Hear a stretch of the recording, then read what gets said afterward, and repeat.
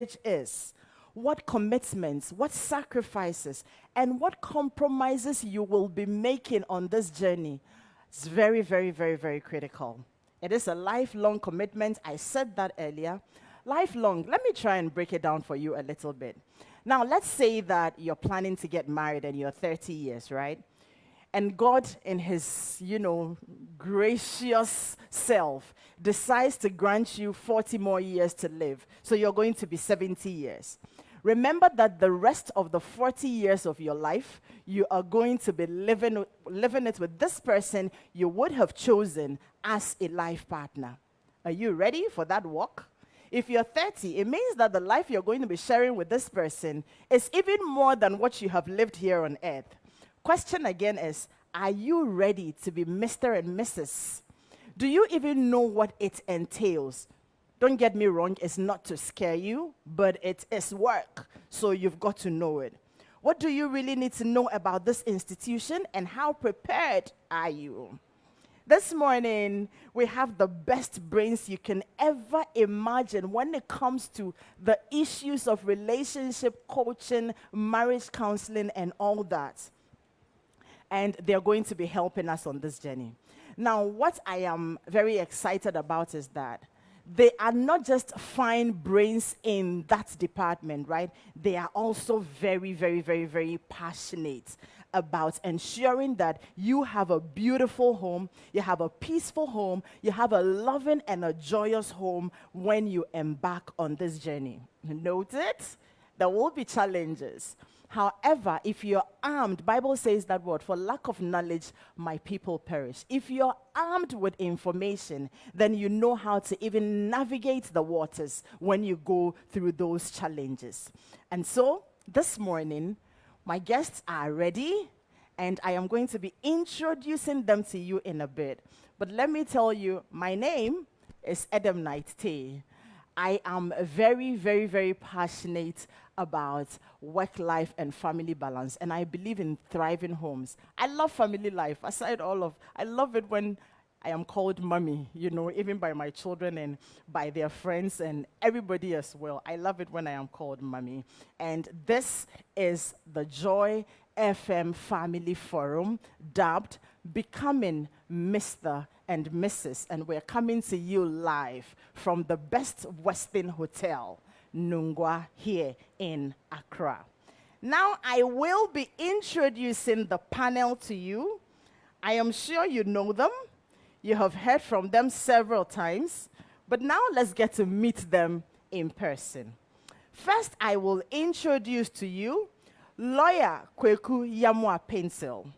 He is the managing solicitor of Pencil Co. Private Legal Practitioners, Notaries, and Consultants. Head pastor, CKS Pentecostal Churches, chairman, governing council of SDD University of Business and Integral Development Studies, and a man, I love that, a man of one wife and 5 children.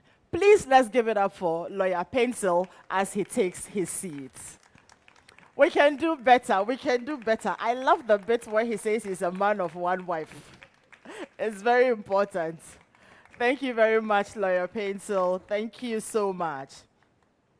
Now let me go on to introduce to you the Osofomame with swag, Mrs. Teresa Riafe Asante, popularly known as Mama T. And I like to add she's an Osofomame with swag.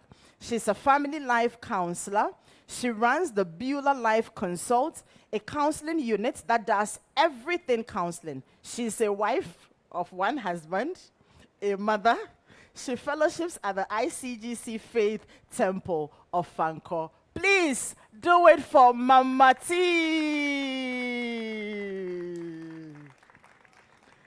Thank you very much, Mama T. She challenges us a lot. When you are with her, you need to learn, how to take very good care of yourself so you can age beautifully. Now I go on to introduce to you PG Sebastian.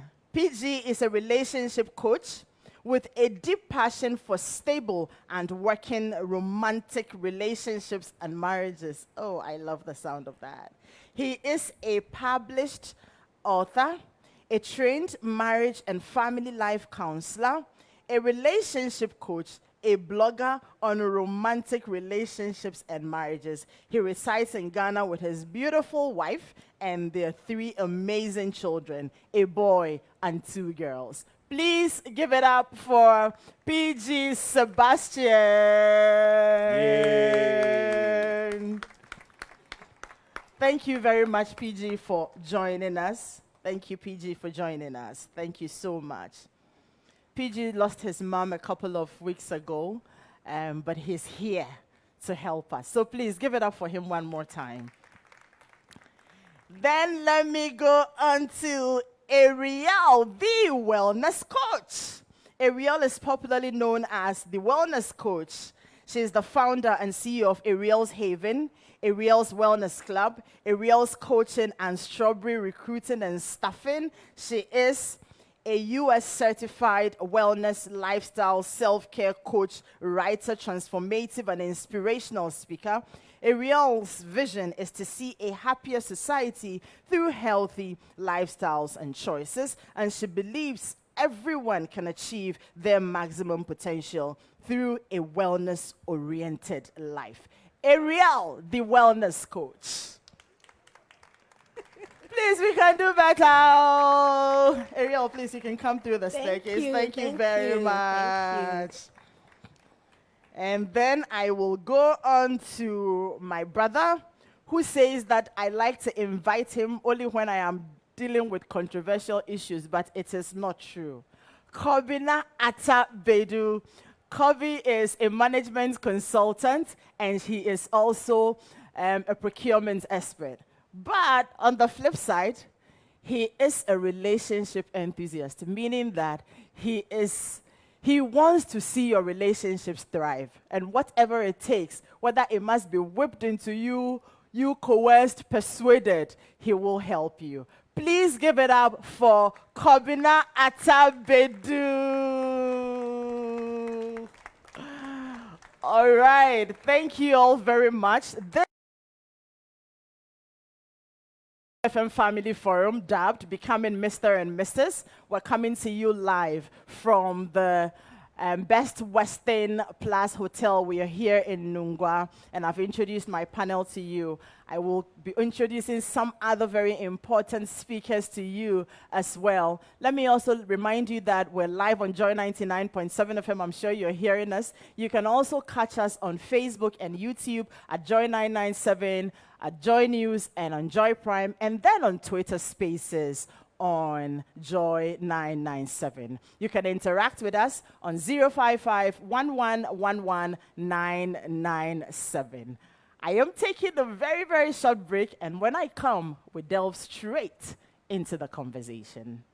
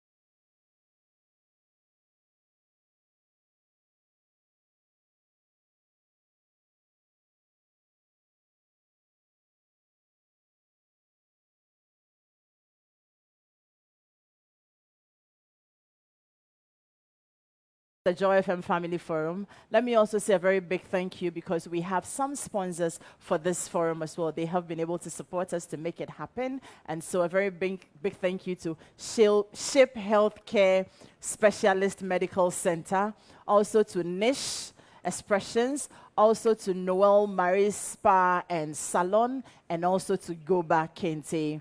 They all have been very supportive and they have helped us for this program to be coming to you. So thank you very much to our sponsors. Some of them have come, they have exhibited a few things in the gardens. For instance, SHIP Healthcare, they are here to offer you some, health screening and some personal talks. And so when we are done, don't be in a hurry to go. Goba Kente is also displaying a few of their wares, and they will also do consultations with you when you're preparing for your big day. So we have all that lined up. Marie Noel Spa and Salon, they have given us some very hefty, vouchers, hefty in terms of amounts to be able to give to you as well. And Dado from Niche Expressions will also be here with some giveaways as well. And so you're covered.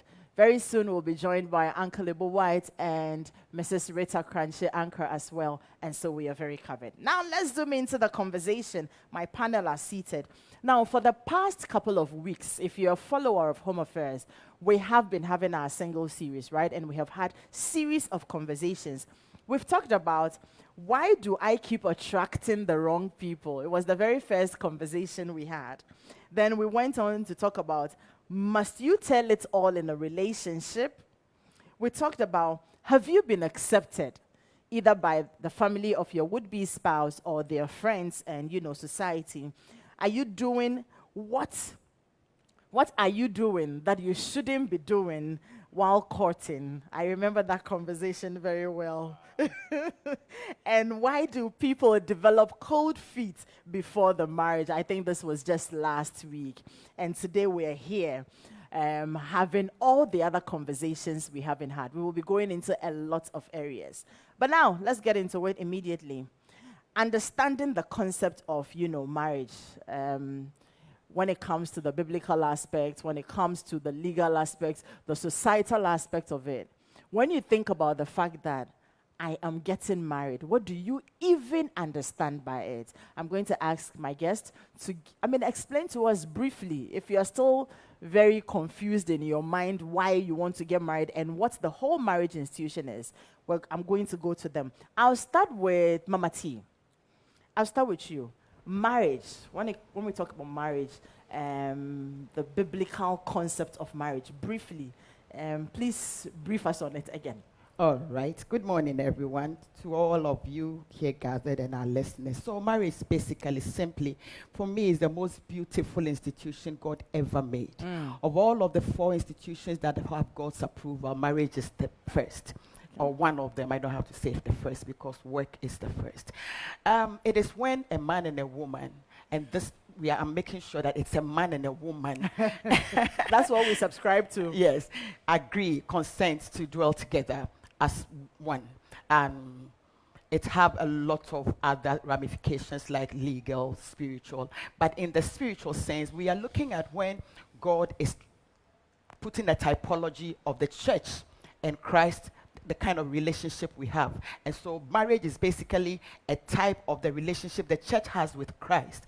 And that is a very beautiful, cordial, wonderful relationship. And in the Christendom or in all other religious understandings, marriage is supposed to be living together with someone you so love first, you care for, and you want to spend the rest of your life with. As much as possible, because in recent times we are not spending forever with the people after. we choose to marry. Yes, so yes, basically that is what it is for us in the church. We are looking at this because if the marriages are doing well, then the church is certainly doing well. Then eventually it overflows into our society, and then we have a beautiful one. Okay. So in that context, we're saying that when you're going into it, you should have it at the back of your mind that God instituted it first of all, and two, you're going into it not with the intention of matry makwe, I'm going to do it and come out. It is forever, right? Great. Lawyer Pencil, let me find out from you the legal aspect of it. I found somebody I am in love with, and now we want to live together. And we know that there are legal implications to this union. Can you share some with us?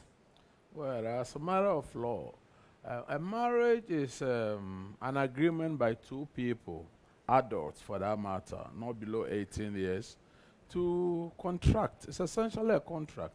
To contract on the law. We've got a law, we call it the ordinance, which is really the Marriages Act. There is a Marriages Act that prescribes, if you want to marry, the procedures for getting married. Includes applying for a registry certificate, appearing before a registrar, or in the case of a church, appearing before the minister. There are so many things about what the law says, including the fact that marriage can be contracted within certain hours of the day. Hey. You can't marry after 6 p.m. That's a matter of fact, or as a matter of law. And once you've gone through those procedural requirements and you get your certificate, that is it. And please, I'd like you to understand that as a matter of law, you need not have anybody besides two witnesses for the parties. And you need to understand the difference between traditional marriage and what we call marriage under the ordinance. Please listen carefully. A traditional marriage is essentially a marriage between, in Ghana, we say two families. And the two families, they come together, and if the parties are agreed or agreeable, they will go through the ceremony where you perform custom by offering some dowry, or you offer whatever, depending on the custom, what you need to offer. And when the parties have gone through the processes with those witnesses, then the marriage comes into being. But a traditional marriage is essentially what we call a potentially polygamous marriage. What it means is that on the traditional marriage, a man typically in Ghana can marry more than one. We call it potential because the man need not marry more than one. On the contrary, in the ordinance marriage, it is essentially a monogamous marriage, which means one man, one machete. You can't marry more than one woman under the ordinance marriage. If you do so, you can be tried for the offense of bigamy and you go to prison. And therefore, in law, these are the two basic distinctions that you need to know. But I'd like you to understand, the reason why we normally contract the traditional marriage before the ordinance marriage in Ghana, it is not a legal requirement that you must go through a traditional marriage before you come into the ordinance marriage. But because in Ghana, our culture requires that two parties must come together with their families, we will normally do what is for Caesar. Do it for the family, and we will then complement it with the ordinance marriage. So, concept here, listen. A traditional marriage can be transformed into an ordinance marriage. It's a kind of upgrade. And once you conduct the ordinance marriage, you cannot come back to the traditional marriage. People have an ordinance marriage, say, we have returned the drink. You can't return any drink to anybody once you have conducted an ordinance marriage. It's the incidence of the ordinance marriage that governs the marriage from the date of the contracting the ordinance marriage. And it's only a court of law that can dissolve an ordinance marriage. You cannot purport to dissolve an ordinance marriage by going back to your elders and wherever. Whether you see them or you don't see them, the court will have to dissolve the marriage. And as long as the marriage is on, I'm talking ordinance marriage, if you have not gone to court to dissolve the marriage, and one of you were to die, the other, for purpose of the law, will be considered a spouse. It does not matter whether you have lived 10 years apart prior to the demise of the other one. So please be guided. Thank you very much. That's very informative. And I like the bit about the traditional marriage being able to be upgraded to that of ordinance, but you can't downgrade the the ordinance marriage to that of. And then the bit about the fact that apart from two witnesses, if you're having an ordinance marriage, you don't need everybody else there. So the cost and every other thing that comes with it is your choice. The law doesn't require it. Kindly note that. Okay, now there is a cultural aspect to marriage, right? And Kobe, I'd like you to share a bit of that with us. Okay, so from a cultural perspective, marriage is a way of keeping the family and the lineage forever. That is why, in our cultural setting, if you get of age and you are not getting married, you find the whole family putting pressure on you to get married. Because then, if you don't get married, you don't get to procreate. And that means you are cutting off that lineage you are coming from. So marriage is very essential for our existence as human beings. And that is why culturally advocates against LGBT are saying that it is an attack not just on people, but on our very existence as a people. Because then we won't be able to, if a man marries a man, they won't be able to procreate, and our generations will not be able to exist. Great. So at a point, our existence will cut. Now, there's also a spiritual dimension. So, Lawyer Painter has spoken about the legal side. Now, a marriage essentially is a joining of two families by two individuals. And when you exchange the drinks and the dowry, it is not just a physical act. It's a spiritual act that has also happened, that has put you together. And once you consummate it, you have become one in the realm of the spirit. So when you decide to leave, you will think you've left, but you are actually spiritually joined. And there's the need to follow through and separate the people as well. Because if you don't do it, those who have the spiritual eye, when they get into the spiritual realm, would always see that this person is linked to you. And so people are walking about today with so many problems that they don't realize that it is because you were joined to someone spiritually some time ago. And until you break it, it always comes back to you. Interesting. And that is why we have been admonished not to enter into this institution unadvisedly, because there are so many aspects to it. It doesn't just begin with, I have met you, I have seen you, I love you, let's get married. No, there's so much to know about it. And that is what 1 Corinthians 5 talks about. When it talks about you sleeping with someone, it describes it as you joining yourself to a harlot and you become one with the harlot. Great. So it is very spiritual. Great. Now let me come to you, PG, and then after PG, I'll come to you, Ariel. So having defined marriage, we've looked at the spiritual, we've looked at the biblical, we've looked at the cultural, and also the legal aspect of it. Now, let me ask, so if I am planning to get married, or someone is planning to get married, what should the right reasons be? And this is for the individual, right? Because it starts with me. I am sitting in my room, and I kind of feel like, okay, now I want to be married. What should my right reasons be? What should I be thinking about? What should my thought processes be?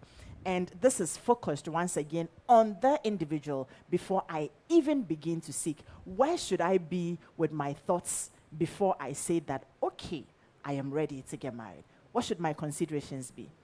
Okay. So, Adam, first thing is that there should be a considerable love that you have towards the person or whoever you intend to date. So okay, you should I actually be want ready. us to take it Yes. from your perspective as Yes. an individual. So you should be ready to give know love. that, yes, you are ready for the love. And you see, because a lot of people don't understand the type of love they are looking for at a particular period in their lives, sometimes they attach the wrong kind of love to the wrong kind of people. Sometimes all you want is a love of a companion, like companionship, social love, you know. Sometimes what you need is a brotherly or a love from a family. Sometimes what you need is just the love of God. And then sometimes what you need is a sexual or romantic or sensual love, what we call eros. Yeah. So you find that some people are attached to some people, but you only see them as a provider, as a companion when it comes to conversation, social growth, mentorship. But when it comes to sexual relationship, you find some form of inertia, some form of a pushback. They don't or they can't relate with the person sexually, but take sex out, everything is good between the two of them. So you are attaching a different kind of love for the person, because without a sexual or a sensual attraction towards someone, then you are not sexually drawn to them. Okay. So yes, you may love them in so many ways. The same way I may love my daughter, but it hasn't got a sexual attached to it. Or my daughter may love me, but not in a sexual way. But you need that when you're planning to get married to somebody. Yes, you need that sensual thing, because then otherwise, what is that? Because marriage is a form of companionship, as lawyer said. And within that companionship, we have things like financial companionship, emotional companionship, social companionship, sexual companionship. If I'm married to you and we are not having sex, then what are we? We as well as, we could just be siblings. You understand? So that should be there. The second thing should be some shared value. You should have some set of values. For yourself. Yes, for yourself, that you walk with, that you are looking for someone to share them with. You see, again, that's why the Bible says that can two walk except they agree. So there should be something you are looking to expand on it or build on it with someone else. So you and the person should be on the same space. So without having anything, what are you are going to get married for what exactly? You understand? Yeah. You haven't even defined why you want to get married or what you are looking for in life or where you are going in life. And so you find a lot of people, they are married, but it's like every now and then they are expecting something different from their spouse, because every now and then they themselves are changing. Because they didn't allow themselves to mature to a place where they can say that, listen, I'm now grounded. Based on X, Y, Z, I can get into marriage. So as they are changing, they are forcing their partners to change. As they are changing, they are forcing their partners to change. So it's like your spouse is never stable. Today they want this. In about 5 years' time, they want something else. And they want you to become something else. And then again, there is also, some form of commitment that you should be ready to give to someone else, or you should be ready to be committed to someone else or to something. And so if you are not in that space, it won't be good for you. And then when we talk about personal readiness, we are looking at emotional maturity. Marriage is a lot of emotions. Marriage is a lot of emotions. The thing that she can tell me and I won't get upset about, if my wife tells me, I'll be upset about. The things that she can tell me and I'll just take it easy, or I'll just shake it off. If my wife should tell me, I'll get a bit emotional about it. And that's what separates friends from, spouses. There are things that your friend can tell you as a matter of fact. Relationships. Some nonsense you're going to do. Your best friend will just look at you and say, but let your husband tell you the same thing. And, you feel some way, or let your wife tell you. So the way we talk to our spouse, sometimes it tends to be a little bit different from the way we talk to our friends. You understand? And that maturity should come so that you can take your spouse as your friend. So you can have those hard conversations and also have that friendship, amorous conversations. A lot of couples can have the hard conversation. Let's sit down and let's talk about this. No openable or antibo. And then the thought processes. I think that before you say that you want to be married, that's my final point. Your thought processes should be along the socially accepted impression of what marriage is. And what marriage is, as far as we are concerned, is for forever, right? For better, for worse, until death do us part. So we are looking at longevity. We are looking at the long term. So if you are ready to marry, one of your processes or thought processes should be that this is for life, and I am ready for it. There are people, they can't even hold one job for 2 years. Because they easily get bored. Oh, I'm bored. I want something new. I'm moving on to the new challenge. And you want to marry. Marriage is forever. If you can't stand your boss or you can't stand your colleague, but you think you can stand your partner, in a matter of time, you would be looking for the exit sign. And so it's also very important that if you say that you are ready to marry, there should be that thought process that looks at the long term, or that is aligned or akin to the social interpretation of what marriage should be. So these are some of the considerations to be making when you think of marriage? Great. I hope that we're taking notes. I see a lot of people, taking notes and writing. That's very good. And that's the essence of the conversation we are having. You need to be very consistent in your thought processes. And I love the bit about, the socially accepted norms when it comes to you wanting somebody for life. If you want to live your life alone and be all by yourself, then stay single. But if you want to be married, just know that you're going to be joined to somebody. Your lives are going to be together like this. You can't be married and still live your life as an individual. You will be creating problems for yourself. Now, I'd like to acknowledge the presence of Uncle Lebo White is here. Let me tell you guys a little secret. Uncle Lebo was supposed to join us on Zoom. And then last night, I read the mail from him. Adam, I will be here in person. Guess my responses. I am excited. I am dancing. I am happy. Those were the responses I sent to him. And Uncle Lebo is here. Please, let's give it up for Uncle Lebo. We have also been joined. Dr. Sefoga is also here. In a short while, he is going to be talking to us about your health preparedness before you get married. Some people conceal that thing. You marry the person before they realize that, hey, I've married trouble. We'll get into that. Ariel, let me come to you. So now that we've ticked the boxes, your thought processes and how you should be prepared, right? What should you now be looking out for in the other person? Having your values in place, having your emotions properly checked, knowing that I have enough love to give and I am ready to receive love as well. Having ticked all of these boxes, now I am beginning to look. What should I be looking out for? Thank you, Adam, and good morning to everybody. And it's been a wonderful session already. I'm enjoying it myself. I'm learning so much. Yeah, coming to now looking at the person you're choosing, you've done all the thought process and everything. I think your values and your lifestyle, how do you want to live? Do you have enough self-awareness of the person you want to become? As in, if I'm married to this person, what do I expect our lifestyle to be together? That should inform who you start looking for to be the person. Because if you're choosing to have someone who enjoys social life like you do, but you choose someone or you go to places that exposes you to people who are not socially interactive. You may be choosing someone who is oriented towards a lifestyle that may not match the kind of lifestyle you want to live. So the first place to be looking out on yourself is, what lifestyle do I want to live? And when we talk about lifestyle, we are looking at your belief system, your values, your social orientation, your interest, the activities you want to engage in, how many children you want to have, your social, economic status, how you want to personally develop the dreams you want to have.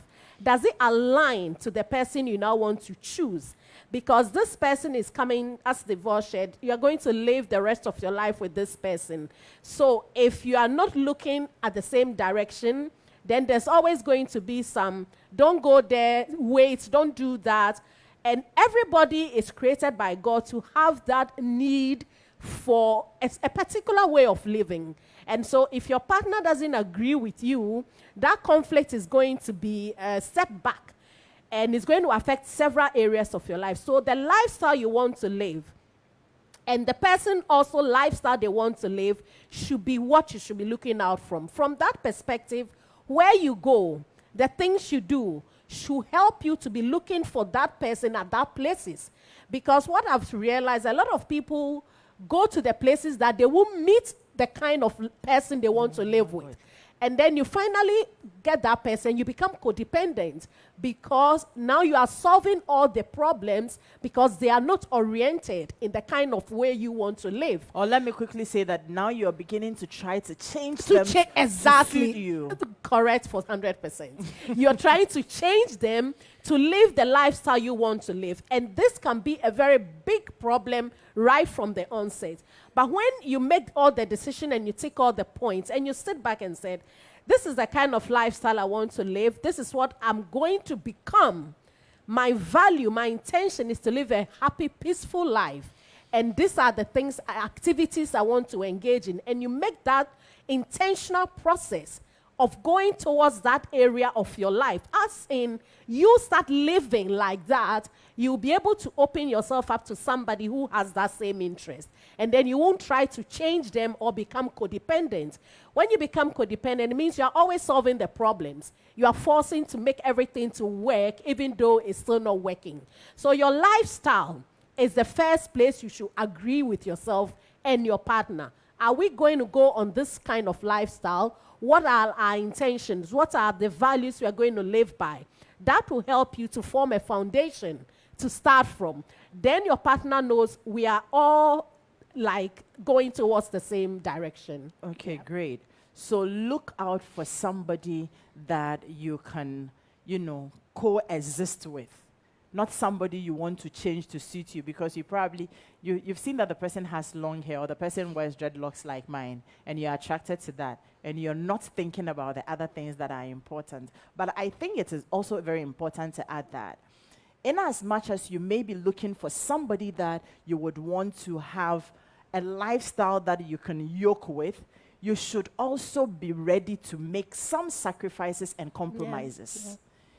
And that's the next point I am coming to. Having agreed that you need to be able to live with somebody peaceably, right? You should also know that this is work. You can't get up and have a list of 100 things and you're there and you're expecting the person to deliver on all the 100.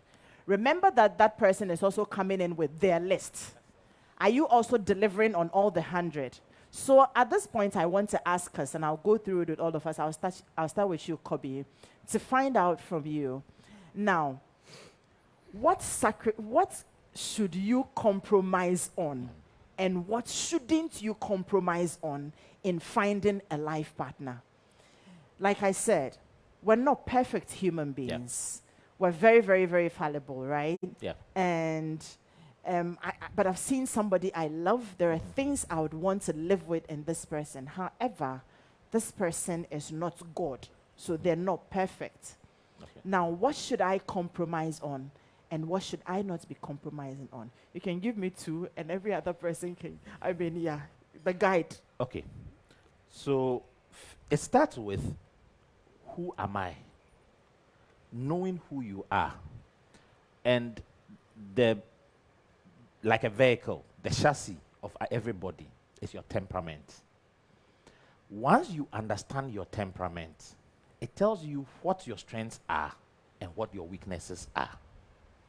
And if you know that I am choleric, one of the major weaknesses of cholerics they are impatient. They have very strict rules. So if you know this is who you are, who is the most likely person you can live with? And God has made it such that opposites attract. So the person you are most likely going to survive with is going to be someone who has that much tolerance to give you the latitude to be able to exercise your weakness. Then your values. What do you stand for? What makes you? What defines you? Knowing who you are and knowing what you stand for tells you that this is what I can give up and this is what I can't give up. And once you are able to deal with that, it helps you to know that this is my line. There are some things that I can't compromise. So if you don't take the box for these ones, no deal. All right. But if you can tick the box for these other ones, then we can work. We are both work in progress. We can find a middle ground somewhere. And this must be very, very frank conversations you're having. Let me announce to us that breakfast is ready. It's buffet. So you might want to go and grab something to eat. It's a breakfast meeting. So you're eating and we are talking and we're enjoying ourselves. I see you are very engrossed in the conversation, but food will get cold as well. So please, let's have breakfast. After this session, I'll also come to us, take about 2 or 3 questions, and then we move on. Now, Mama T, what shouldn't I compromise on? If I have a partner who probably they don't want to share how much they're earning, is it okay to say that keep your money and let me keep mine? Just by the way. All right. So I am huge on red flags. I am so huge on red flags. And I think that this generation is so blessed to have too many people in recent times talking about relationships. I never went to a counseling, like I never had counseling. I just went to marry, and that has been it. And so we had learned on the journey as we journeyed on. But as we journeyed on, I noticed that I am huge on red flags. So for you who is not married yet, there are things you certainly cannot compromise on. For me, it's when you are with somebody, man or woman, who plays God. He plays God so much said that you are nothing without him, or you cannot be anything without her. And so he's so strong in your face and telling you that I am making you something. You are benefiting from this marriage because I am come from this background, and the name of my background is what is going to make you, and so you don't have anything here. For me, that is huge. That is very, very serious. And so for this person, you can't even breathe because it is, where are you? Where are you going? Where are you coming from? Where? The difficult thing is to live. I agree. The Bible talks about women being nagging, so it's fine. It is difficult to live with a nagging husband. You can't deal with it. It is so difficult to live with a nagging husband. Everything he must talk about, he can't. No, everything you must answer. Where are you? Where are you going? Where is the food? Why is the food not ready? So that is me. If you are with your somebody, look out for the red flags. For me, they are very, very necessary. Again, some of the things you can compromise on are things like, keep your money, let me keep my money. I don't mind keeping my money, so you keep your money. I don't mind keeping my money, so you keep your money. I am talking from experience. I don't mind keeping my money, so you keep your money. What I'm saying is that if we are willing to marry, let us sit. First, let both of us take a seat. Let us draw a lot of things. Let's write them out. Let's cancel them as to what and what not. When we are sat and we have dealt with all these things, then we will be able to know whether we want to do it or we don't want to do it. One of the things I would easily compromise on is keeping your money and letting me keep my money. The ideal thing is that, we will be able to keep our monies together. That is what a lot of counselors teach over the last many years. But I have also realized that learning to keep some of your money or all of your money is fine. Let us all chop the man's money. That is also good. But let us also look at keeping my money, keeping your money. I'm still saying that I am coming from a very experienced position, meeting with many wives and husbands who have made properties. Even women have made properties in the names of their husbands. The men die, and then the family comes and they are grabbing everything because it is supposedly, in our context, it is a man who makes property. And so I am coming from a place of, but for you who is not married, you can start putting your monies together. When you get there, then you can talk about what you want to talk about. This keep your money and let me keep my money only favors women. It favors men too. I have met women who are very, very, very rich, and their husbands are feeding off them so well. Oh, Mama T. Yes, in this part of the world. Mama T. Intense. I know. You know, imagine a man in a relationship or marriage saying that, keep your money, let me keep my money. Hey, it is not when it comes to money issues, when it comes to money issues, right? Marriage is not a very fair playing ground for men when it comes to money issues. It starts from the engagement. When you were going, they told you that they have stopped saying that. They have stopped saying that. Those are saying that. Lawyer Fatal. We no longer say that. And then the red flags too, really very important. I'm picking up from what our lady said. They said when the men die, the man, you always die first. Listen to that. It did always die first. Number two, she said it. It is the rule of marriage from the perspective of the woman is yours is ours, mine is mine. The men learn that. But my conception of marriage is essentially for those of you who have read Gulliver's Travels. Two cities went to a war, and the only reason they went to the war was because they could not agree on which side of the egg must be broken. Listen, Any side of the egg that is broken, the yolk will come out. But the reason they wanted to, well, they could not agree. That is what marriage is about. There are all kinds of differences between the parties. I wanted to have as many children as I could have. My wife said, no, I will put a cup here. And that was it. And we are still in a marriage. So please, when the differences start coming, please, there's nothing wrong. It is only part of life that those issues will come up. I want to tell you something. God created marriage, as we have all agreed, and he put a seal to it. Listen quite carefully. In every aspect of your life, you go through all kinds of education before you get a certificate. By God starting with a certificate before you start the life, he has put a seal. He has guaranteed that you will succeed, irrespective of the differences that are going to come up in a marriage. It doesn't mean that you're not going to have problems. I've likened marriage to a duck that is gliding on the surface of a lake or a river or a stream, whatever you want to call it. You say gliding, but underneath is paddling. The duck is paddling. There's a lot of work going on. You don't see it sweating. So when you see it on the surface, that's the way it is. A lot of women think I'm very romantic. And it's only because they haven't lived with me for a day. If you live with me, they will say I'm very annoying, very, very annoying. So the wife asks me, I don't even answer the question. I mean, she looks at me and wonders. So we're having a chat, and she says my mind is not there. And she asks me, is your mind here? I say, yes, my mind is here. And we're living with it. But there are not only red flags, very certain things, please, from day one. Watch out for. A man who's of ungovernable temper, like she was saying.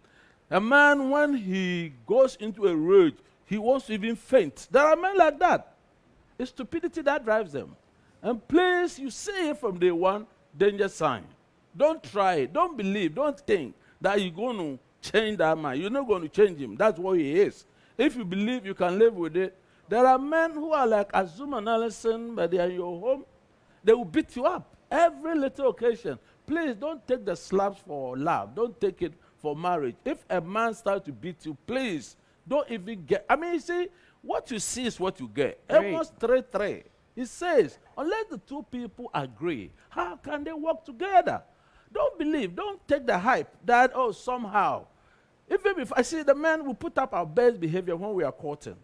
So at the point that you are caught, you are having clashes all over the place. Today, you believe that after he has married you, he's not going to change. He won't change. He will tell you that's how he is. A man comes to you, he smokes. You know he smokes. And if you think you are okay with it, my wife doesn't like beard. Very simple.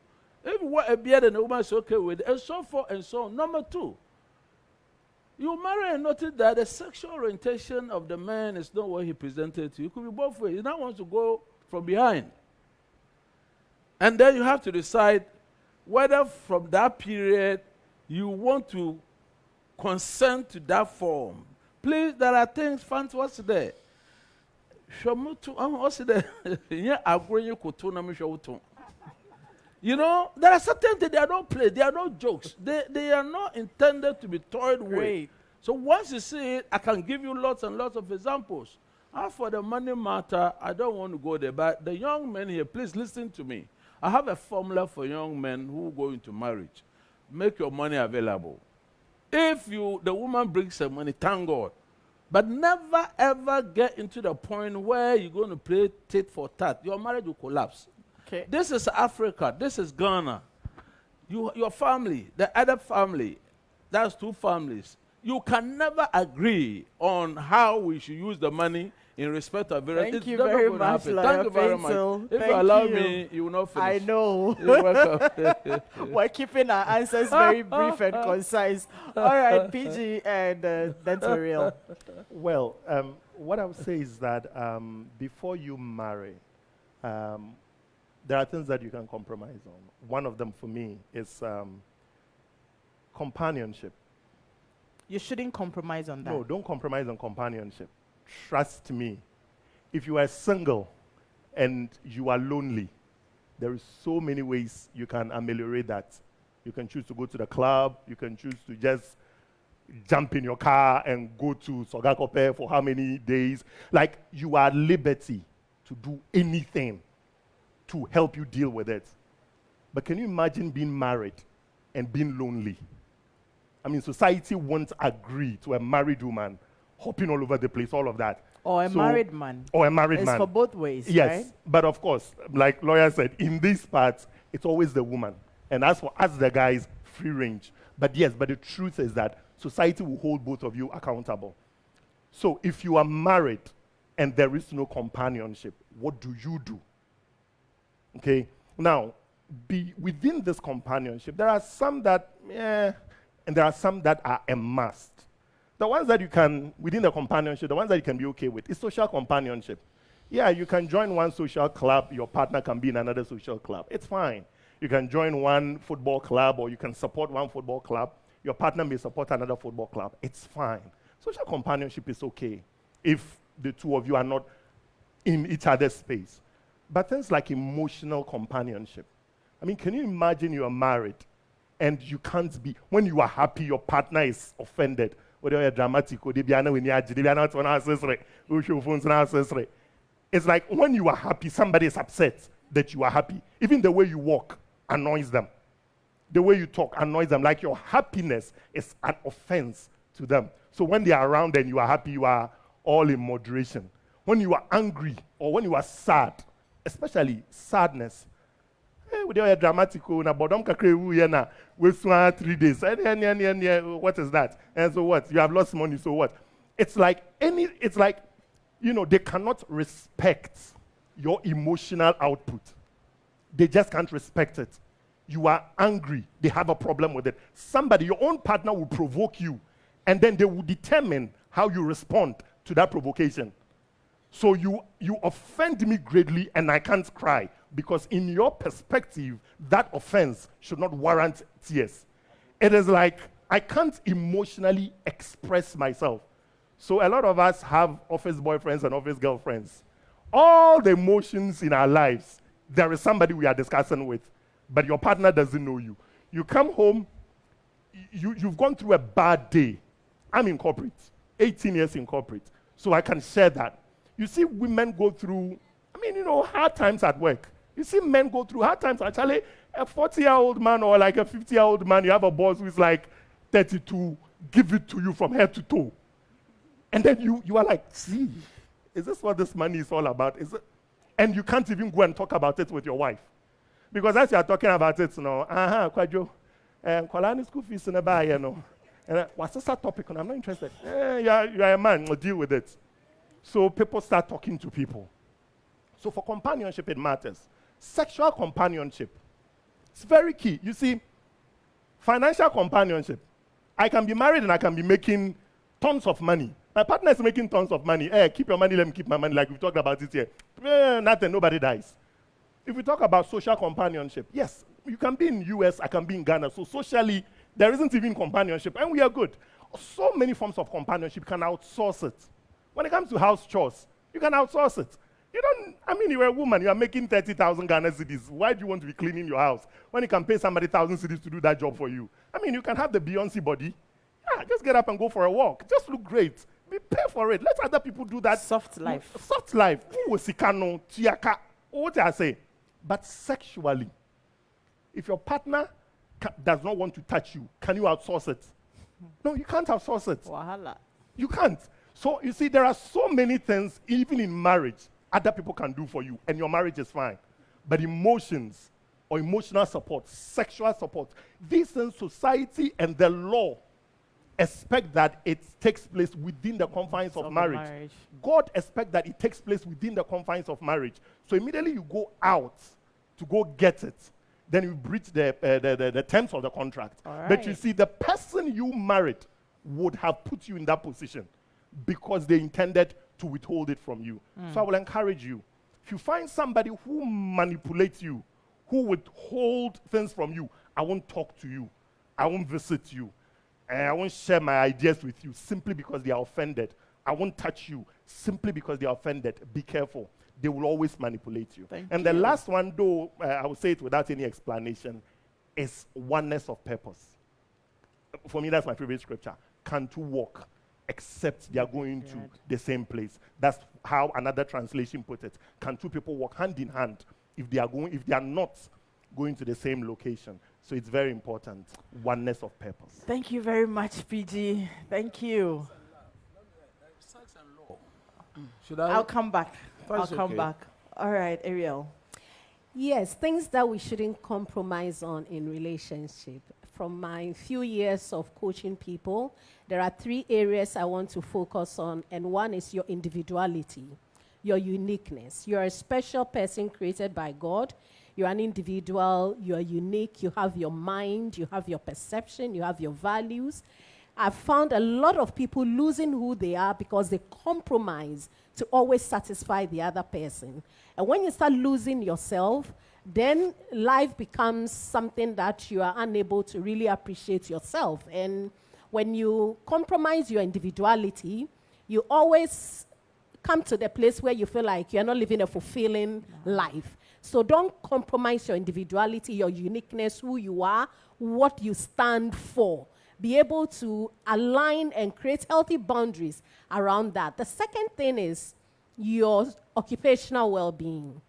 A lot of people start relationship or marriage and sometimes compromise on their professional life, their growth, their endeavors, their dreams, the things they want to, bring out of themselves, which is a God-given attribute to do something meaningful for society. So don't give up on your professional life. Don't give up on where you want to go as an individual, whether you're a man or a woman. You came in here to make an impact into something. And when you give up on it, there's this lack of satisfaction, of growth as a person that can always make you feel unhappy and also see your partner as your problem, but it's because you are not going after your occupational endeavors. So please follow that part of your life and the growth into where you want to develop and grow professionally. Now, people marry and say, okay, I'm not going to work, I'm going to take care of children until, even in that space of an agreement between the two of you, you can still do certain things that gives you that sense of meaning that I'm doing something. I've seen a lot of people now realize I haven't done anything and I'm feeling like I'm not useful. That endeavor, that need, is something that everybody has. So don't give up on it just because you want to compromise and give up on your dreams. The third thing is social well-being. Social wellness means who is in your corner. Family and friends, your network, the things you do with yourself, the friends you have. I do assessments of people, single people, and on a scale of 1 to 10, a relationship with significant other or romantic person is 8 or 9. When it comes to social, family and friends, it's low. You can't just have that person as your sole social connection, because there are other areas of your life you need a family person to talk to, you need a friend to talk to. That belonging can't just be one person. So your social life should not be compromised at all. Great. Because that's where your interest and your hobbies and your passion and all those things that makes you will also come out. Now, some people too who are married, on a scale of 1 to 10, significant other may be 8 or 9, but when it comes to family and friends and their social life and fun and recreation, it's very low, because they are waiting only for this significant other to be able to live all the other areas of their life. And so for me, these 3 areas play a major role on our emotional well-being. And as PG said, marriage comes with a lot of emotions. So if you are not managing your individuality, who you are, your professional or occupational endeavors, and also having a good social well-being, and you place it all on one person, it throws you out of balance. And when you're out of balance, as the Bible says, it's an abomination unto God. All right. Thank you very much. And I will sum everything into one. And we'll be looking at that subject, as we progress. Communication. It just means that you have to talk.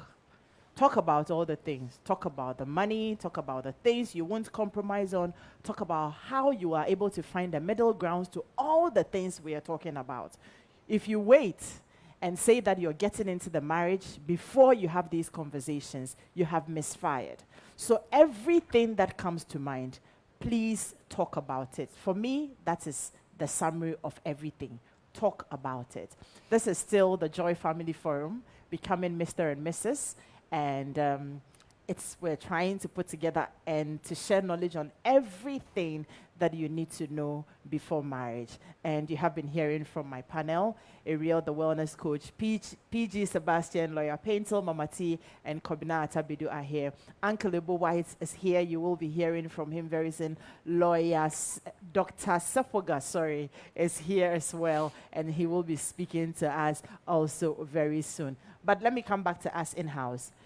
Breakfast is ready. I see some of us eating. Some of us are not eating. Please go and eat. I like I like the food that I see. Is it rice and contomere, some wache and things like that? We'll be going to have our breakfast also very soon. But let me come to us. Do we have questions? Are there one or two questions would like to ask? Questions? Or let me tie some giveaways to the question. You ask a question, two people. You ask a question, and I will give you something very beautiful. Is there a question? A lot behind you and all that. Okay, my question is, you are interested in a lady who hasn't given you the green light, but you are trying to make things out, so you are communicating and all that. But along the line, you realize that she doesn't give you that time, that attention. And it got to a point, she'll be like, I hate those questions, or I don't like that. Don't ask me this kind of questions. When she needs money, she call you, or maybe weekends, let's go to the beach. Let's go to the beach. Meanwhile, you don't have that time. So if anything, you call or you just, good morning, how are you? How are you doing? That is all the communications. Are you safe? My brother, you are not. You are not.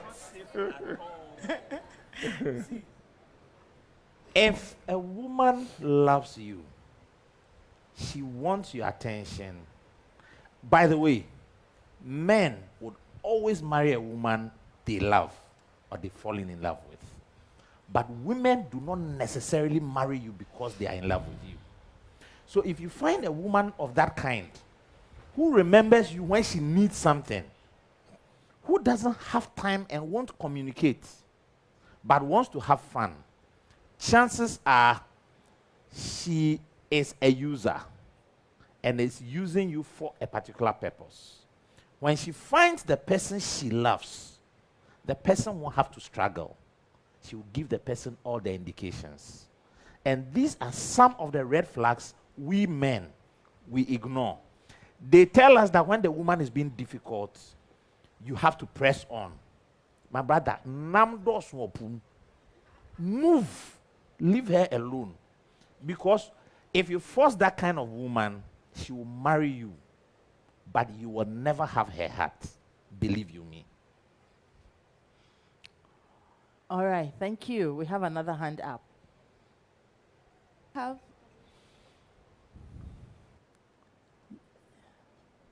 So I have two questions.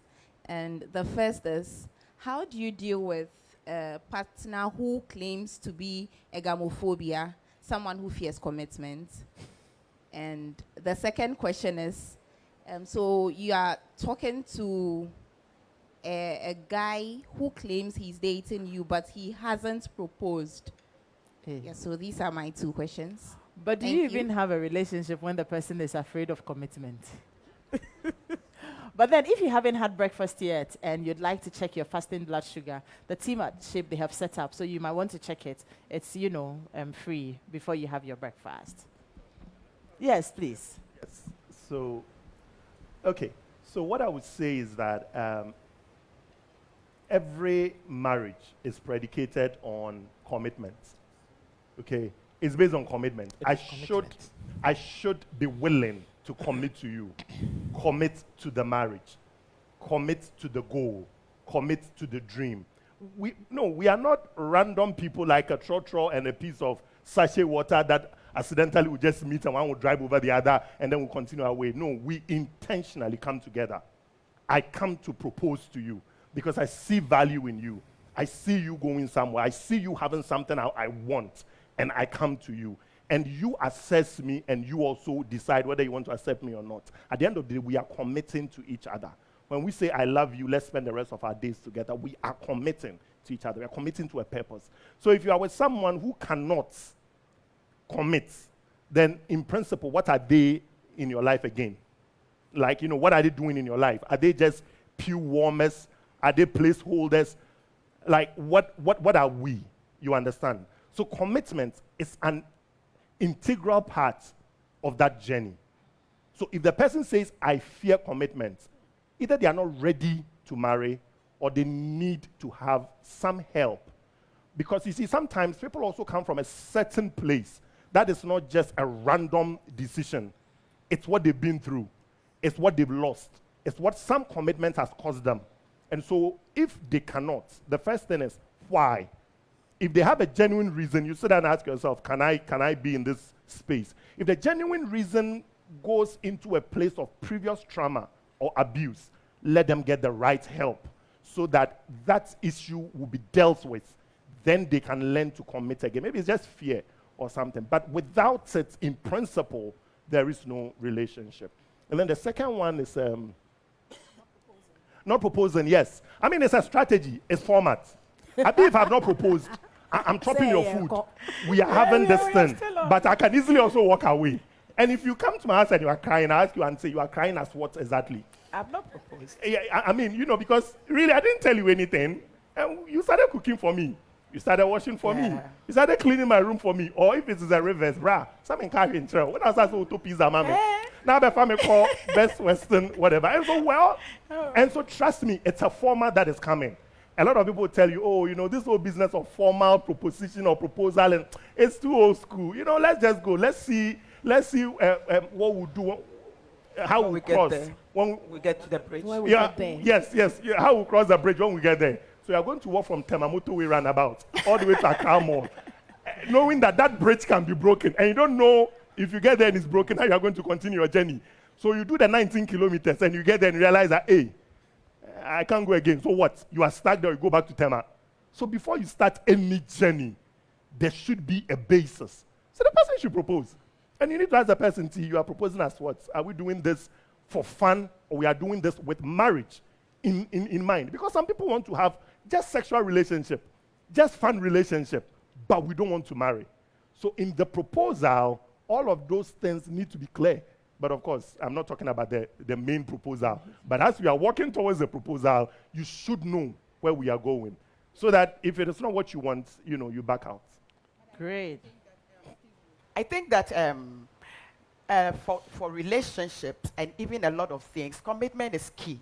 So key. That is one of the things you can't compromise on. And so why is he afraid? Again, I am also coming from this point. What is it that she or he has committed to before? What is her history? What is his history? What is he afraid about? Have you spoken about it? Have you had time to talk about it? The number of times I have met people who are in relationships, things are not going right. And I'm asking him, are you talking about it?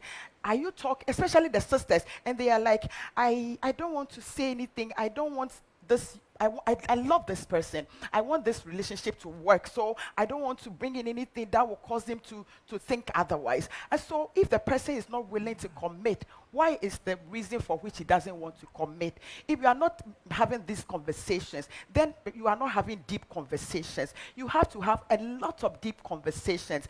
And most of the time, especially ladies, they want this relationship so much. They want this marriage so much like that they are compromising on very, very important things. And so that is it. Keep talking to the person. I find out what is it. Again, before we are standing in front of whoever, maybe our parents, our family members, our pastors, the registrar, to say that yes, you still always have a right to say, I want to do again. And I think that if you really want to be with somebody that is going to go the long haul, then certainly commitment, you have to look for it. If the person is not proposing, is it that from the beginning, you people did not define your relationship? I think that every relationship you are getting into, you should be able to define what kind of relationship we are having. You are going everywhere together, going to his uncle's funeral, going to this party, everything, and then you are doing right. too much. Yes, out, yes. You And so remember, please Mama talk T, I about remember, it. was it last week we talked about the fact that do not begin to do wife and husband duties when you're not Yes. married. So it's exactly that. If you're not married, don't begin to do husband and wife duties. But we're back. I want to Thank use you a very much. scripture Kobe, here. I will come in. I'll Okay. come to you. We need to be able to work at our time very well. So thank you very much. It's still the Joy Family Forum. I did mention earlier, you can send us messages on 055 997. And then you can also catch us on Facebook and YouTube on Joy FM. At Joy 997 on Facebook and YouTube, at Joy News, and also at Joy Prime. And then we are also live on Twitter Spaces, so you can catch us everywhere.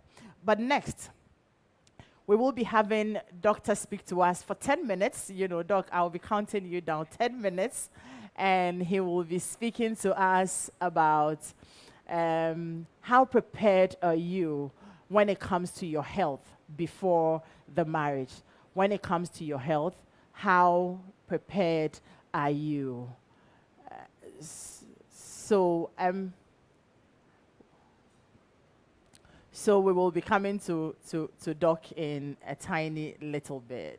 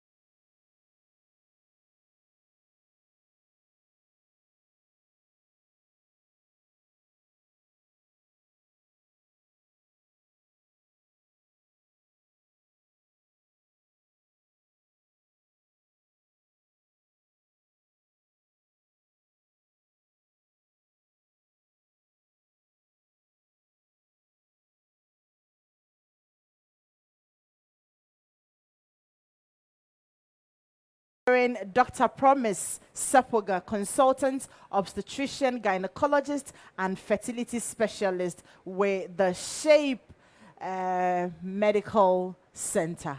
Doc, over to you.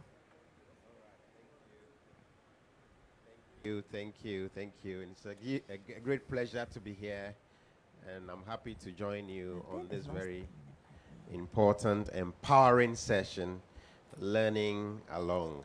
And just to say that my team has set up, and we are doing your free fasting blood sugar, or if you've taken something already, then you can do the random. It's an opportunity to just get to know how your body is handling sugars, you know.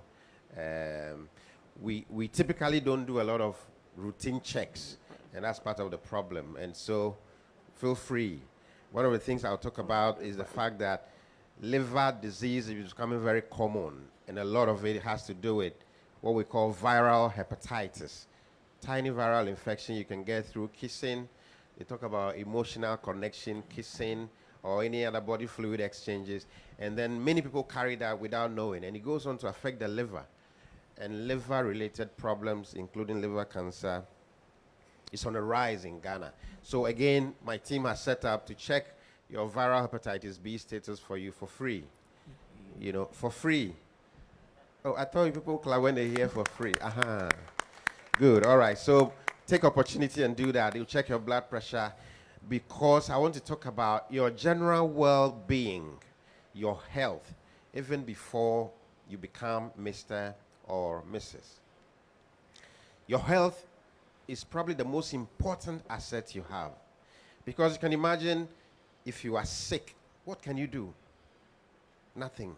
You lie down and wait to recover and wait to receive treatment. You can't do anything. You can't do your business. You can't be a good wife. You can't be a good husband. You know, so your health.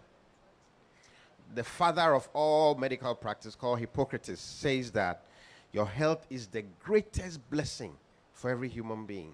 We probably haven't thought about it like that, but just reflect on it, the importance of your health. And that should inform our daily choices and habits. Why should you add plenty sugar into your tea? Because you can afford it. Why should you drink 2 bottles of fizzy drink? Because you can afford it. You know? So, we'll talk about some of the general health and well-being tips. There's something called stress. Stress is a big enemy. We say, oh, I'm stressed, stop stressing me. But a lot of us have not really understood what stress is. Stress is basically some emotional or mental tension. And it comes because you have to do something that you feel is difficult to do, or you are processing some difficult thoughts. And that is stress.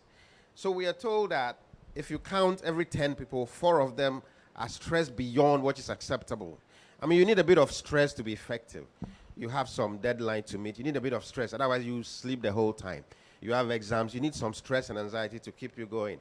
But beyond that, if you don't deal with the little stresses well, it accumulates. And we are told that if you mention 10 medical problems, hypertension, diabetes, all of it, stress alone would predispose you to 9 of them. Meaning that if you don't handle your stress well, it can make you sick or make your sicknesses worse, even including common cold. If you have flu and you are so stressed, your immunity goes down, and the body produces something we call stress hormone that will raise your blood sugar. Over time, your blood pressure. So that's hypertension and diabetes. So stress. How do you deal with stress? You identify what is stressing you, and if it's something you can avoid, you avoid. If it's something you cannot avoid, find a way of dealing with the stress. Sit at the beach and watch the waves, watch comedy, come to Uncle Lebo and have a good laugh and watch them dance to us. You know, things that will let you not think too much. Forget about everything and just let go. And then you dance, play music, Terminator, and then you dance and, you know.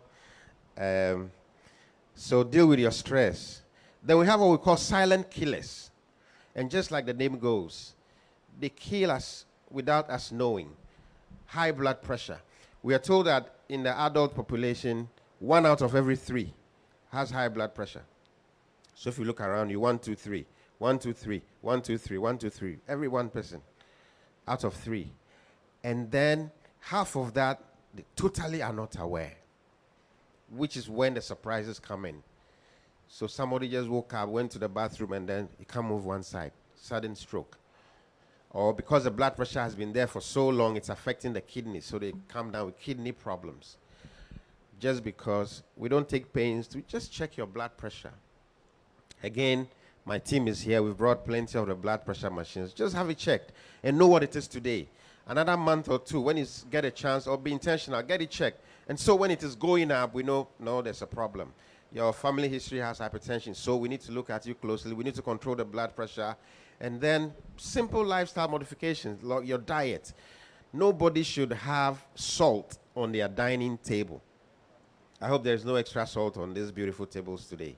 No salt. Because salt alone accounts for big risk in causing blood pressure. So some people, the soup, the food has come, even before they taste, they grab the salt. No. No, no, no, no, no. Say no to salt. Everybody say that one. Those who like the salt, they didn't say. And then high blood sugar. Because of a lot of our lifestyle, we are not exercising well. We are eating a lot of carbohydrates, especially late in the day. You know, so we say watch what you eat. Because what you eat is what will keep you alive and well and healthy. Because it takes a healthy individual to make a healthy couple, isn't it? So what you eat can give you health or it can kill you. Eat your breakfast like a princess, like a very rich person. Lunch, maybe. Dinner like a pauper. The point is that it's your heaviest meal in the day, even now. And when you become a Mr. and a Mrs., you realize soon after marriage, people begin to put on pot belly. Because the good food is there in the evening, and then they come and they binge on it, and they sit down and watch television, channel this, Joy News, Joy TV, then they sleep off.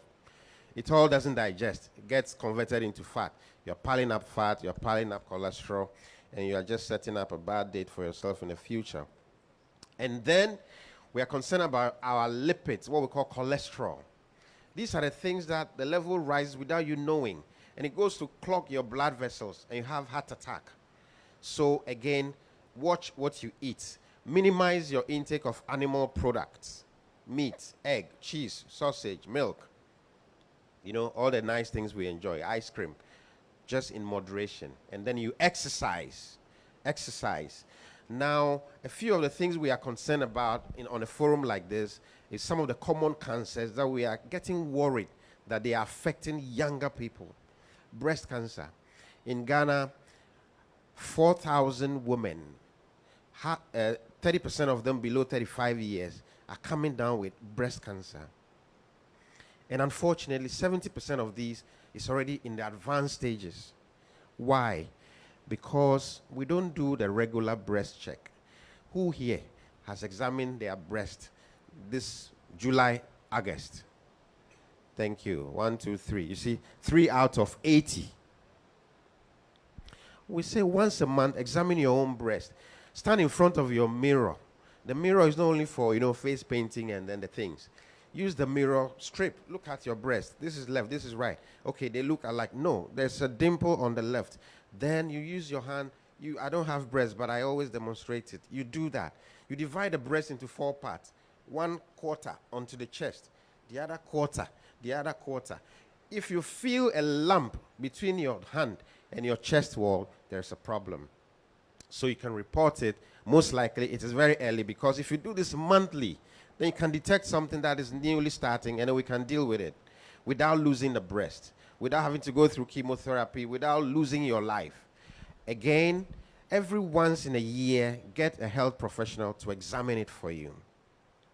Cervical cancer, which is cancer caused by a very small virus called HPV, which we get through unprotected sex.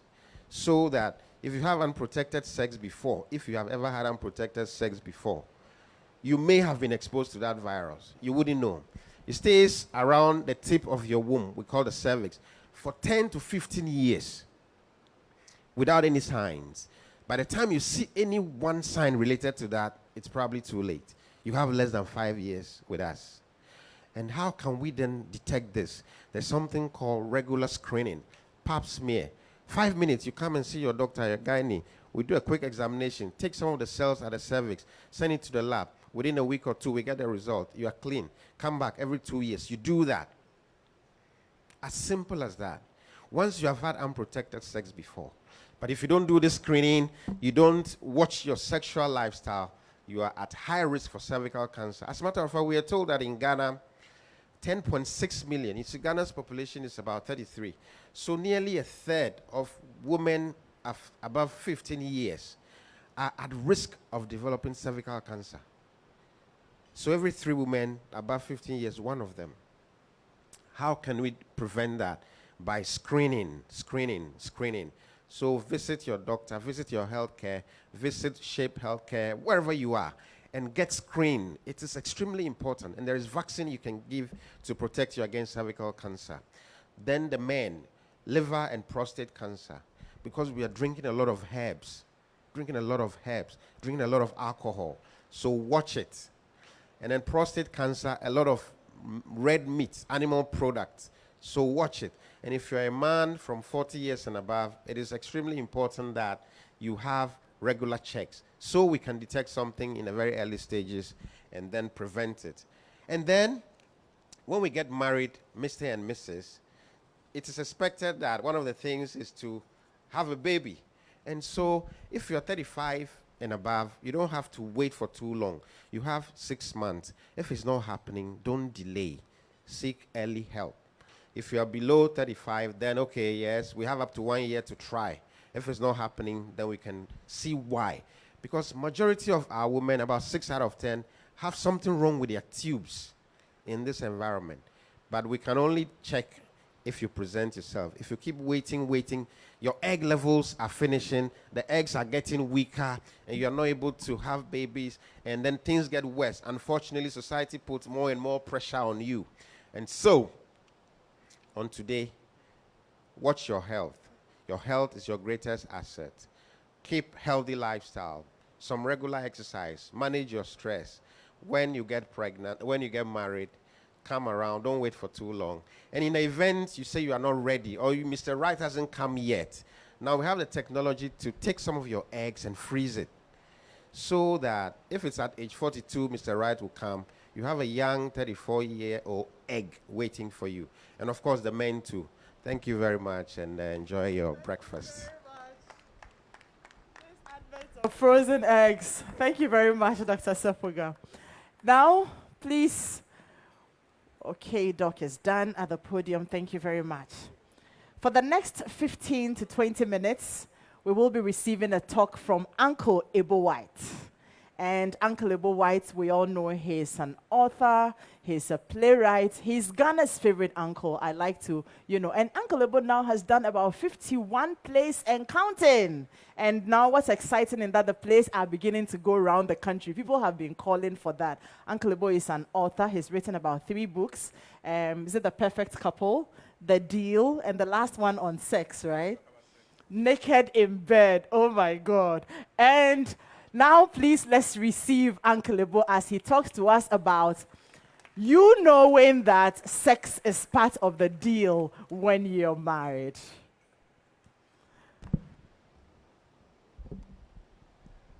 Well, good morning. Philip, can we count how many ladies are here, and then we count how many men are here? Can we have an electoral commissioner? All right.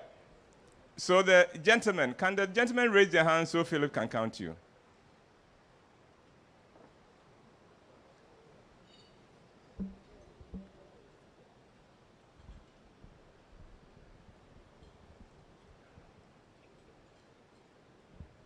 Philip, there are four and a half here. No, half because one of them hasn't raised a hand, so he's half. How many? 27. All right, let's do the ladies.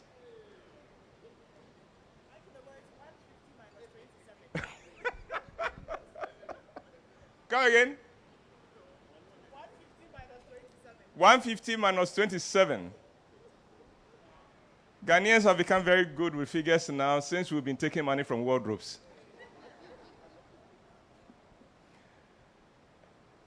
I am beginning on that point. There are more ladies here wanting to learn about marriage before they marry. So the average lady marries ready for marriage. The average man has no clue at the time he's saying the vows what he's saying I do to. The ladies from childhood are prepared. Mommy, auntie, big six, colleagues, mates. The boy, no. No. On the day of the marriage, people will come to the house and brief the lady what to prepare for, how to receive the man. The man's friends, they come, you the man, that's all. We never prepare. And so come the day, you would find that the people standing there, the woman is ready, the man is not. And that is where the troubles begin.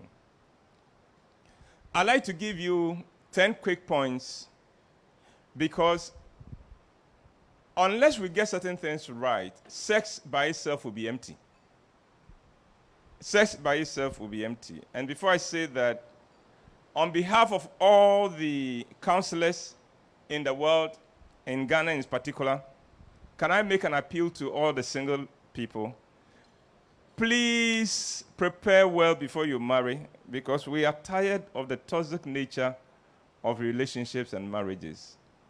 They are getting worse by the day.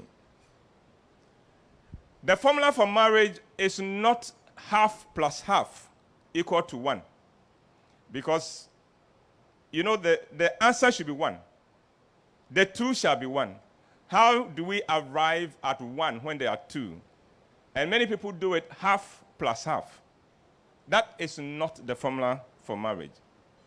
Half by half meaning somebody who is become less than who he is or she is, plus somebody who is also compromising who he is, together becoming 1. No. The formula for marriage is 1 times 1 equals to 1.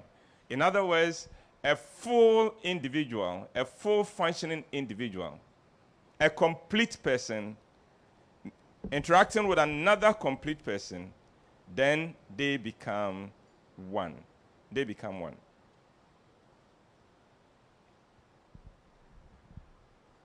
There is something that I find a lot of people look for, and that is the reason why we have a lot of issues in marriage.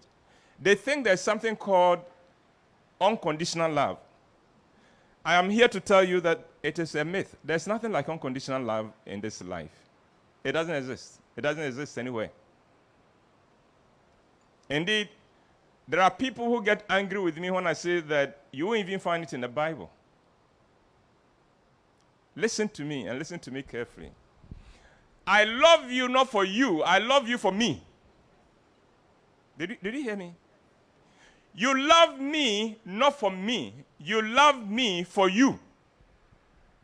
If we don't understand this principle, if we don't get this principle, we will have a lot of issues in marriage. I love you for me. In other words, it is because of the value you bring to me, the feelings you bring to me, what you do for me. That is why I love you. Stop doing that, the love will change. And you too, you love me for the same reason. And so, before you get married, discover, why does this person love me? And understand that when you stop doing it, you are undermining the very foundations of that relationship. So, the young man loves me because I listen to him. I celebrate him. I believe in his dreams. Remember that. When you stop believing in his dream, he will look for somebody else who believes in his dreams. The young lady loves me because I listen to her. She can call me anytime and I will make the time to listen to her. If you stop listening to her, she will look for somebody who will listen to her. And I think that, is it PJ? PJ talked about office Office husband and boyfriend. Because the reason why we look for them is because what made us marry this person is gone. So we are now looking for somebody else to play that role. Remember that. I love you for me. So don't come and tell me, love me as I am. You don't matter. It is my interest. That is why I love you. You too, love me for your interest. Then when we understand that and we come together, we are two people who become fulfilled. Otherwise, resentment will set in because one person thinks, I'm being cheated in this relationship. He gets everything he wants. I don't get anything. Why should it be the case? Now, let's talk about sex. Let's talk about sex. Unfortunately, if children are born out of good sex, a lot of marriages will be single, will be childless. True. Because in Ghana, we think we know what it is, but no. There's not much fulfillment here. There are men who think that sex is like pounding fufu at a chop bar. Energy, energy, energy. You finish, you roll over, and you are done, and he's sleeping. No. There are women who also become Jesus Christ every night. They lay down to be crucified. That is all. And after that, no. Sex is communication. It's the highest form of communication between a man and a woman. If it doesn't exist in a marriage, call it some other thing. It's not marriage. Marriage is not all about sex. But if it doesn't exist in marriage, please forget it. Don't call it marriage. Call it something else. Women believe that all men want is sex. You've not been married before. If you're married, after 10 years, you discover, no. That is not true at all. There are a lot of married women who, if they do not initiate sex, it won't happen after marriage. No. It isn't everything that a man wants. A man wants respect. A man wants an atmosphere of peace at home. A man's libido is affected by scent. And so if you come to bed smelling like the dinner you just prepared, anointing is not going to flow. With a man, women cannot disassociate their emotion, how they feel about you, from sex. They must feel good about you. You must let them feel good about you for them to give themselves fully to you. God has created them in such a way that you can have intercourse with a woman and the woman hasn't had sex with you. That is where the crucify me comes in. Yeah. So come for it. No. It could be wonderful. In Ghana, we say that we are not romantic, but it is not true. When we're courting, we're romantical. What changes? What changes is that we don't prepare well. We don't ask the right questions. We don't talk to the right people. But simple things, hygiene is very important. With the men, Rita, Mrs. Kranchiankra, and I had a TV program, and we agreed on something, and I am going to say it. Ladies, we know that, and I'm talking about the average terms, I know it doesn't apply to everybody. We know that you ladies, you are clean. You bath by heart. You bath. You wake up in the morning and you go and take your bath. Women, we bath for a function. We bath to go out. No, that's true. So, if it is a holiday and the man is not going anywhere, he is not, no, that is us. Ladies, listen. Our mothers attempted to change that. They did not succeed, though. Oh, they tried. They tried the pie. It didn't work. We don't like taking our bath. Meanwhile, no human being is without body odor. So what do? Rita and I agreed that you should always have a face towel. Clean the guy up. Give him dry cleaning. And let it be part of your foreplay. It is better than complaining that, because he will fight you.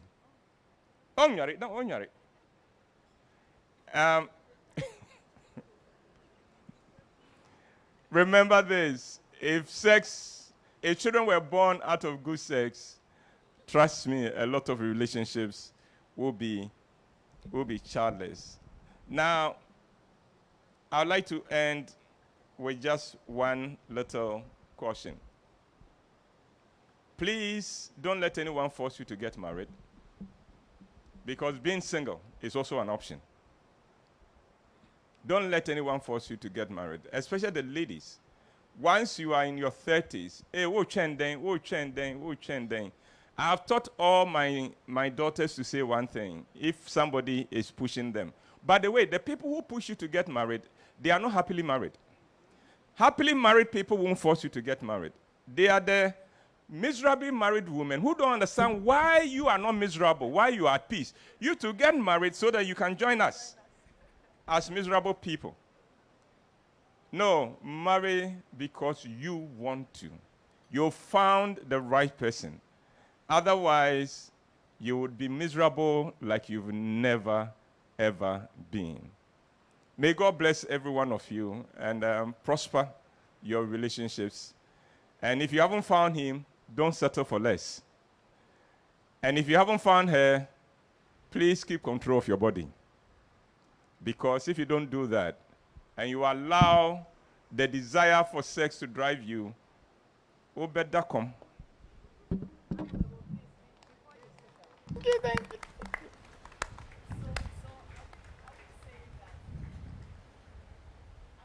That when the man refuses to bath because it's a holiday, we shouldn't say anything. Oh, you can say whatever you want to say. I'm not bathing. Ah. No, so it's a question of your peace. You know, I talked about, let's handle the stress. You're not going to get me to bath. Even let's say I have made some moves, and the average man can say, okay, take your thing. He will turn over and sleep. Hey. And do that twice, he's not going to touch you again. He's not going to touch you. Again, ladies, listen. Because you are insisting that they have... Minko Jare. No, so you use the face towel. Clean him up. Let it become part of foreplay. Because, you know, I don't think we came to a place like this for idealism. Certainly not. Because then you don't have to be here. I am telling you, the boy you are dating, he doesn't like to buff. Now, you are dating him, so every time you go, he's taking his bath. It is called marketing. It is campaigning. He's campaigning. Have you seen the politicians on the campaign trail? And the thing they say, he's campaigning. Let him win the elections. And then you will see. No, the average boy, no. And again, I'm talking about in general terms. There are some boys, men who do well. They will put everybody to shame. But in average terms, no. If I am not going out, boxer shorts, television, remote control, whole day. Oh, yes, if there's football on and the season is just about to start. Oh, Charlie. Yes. Ladies, face towel, invest in it. It works. It works. Or, Yanko Yari together, Besemi Yanko. And let it be fun in there because we like where there is fun. So I guess, you know, there's a term on social media where people say, know this and no peace. Or learn this and no peace, right? Don't go and be fighting unnecessary fights. We'll take a few questions, you know, from you. I know you're busy eating, but I know you have questions. Ahead of that, let me say a very big thank you to Niche Expressions, also to Shape Healthcare, to Goba Kente, and to Marine Noel Spa and Salon. They are the people supporting us. They're sponsors of our Joy Family Forum, dubbed Becoming Mr. and Mrs. So thank you very much to the team at Niche, to Goba Kente, Marine Noel Spa and Salon, and Shape Healthcare. Now, do I see hands up? Whose hand is up? Whose hand is up? Okay, there's somebody behind me. Right, please. Can we pass the microphone on, please? The microphone is coming to you. The microphone is coming to you. And then we would also like to be very, very brief with our answers so that we can take a few before Mama Rita comes to speak to us. Okay, great. Please, let's hear you.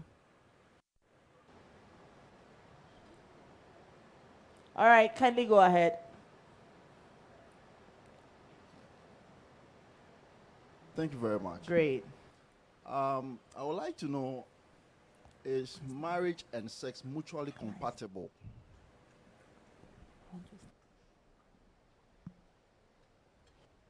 I would like to know, is marriage and sex mutually compatible? Thank you. Is marriage and sex mutually compatible? Answer is they are equal. Okay, please, let's hear you. Well, so I have questions from the first session before the breakfast.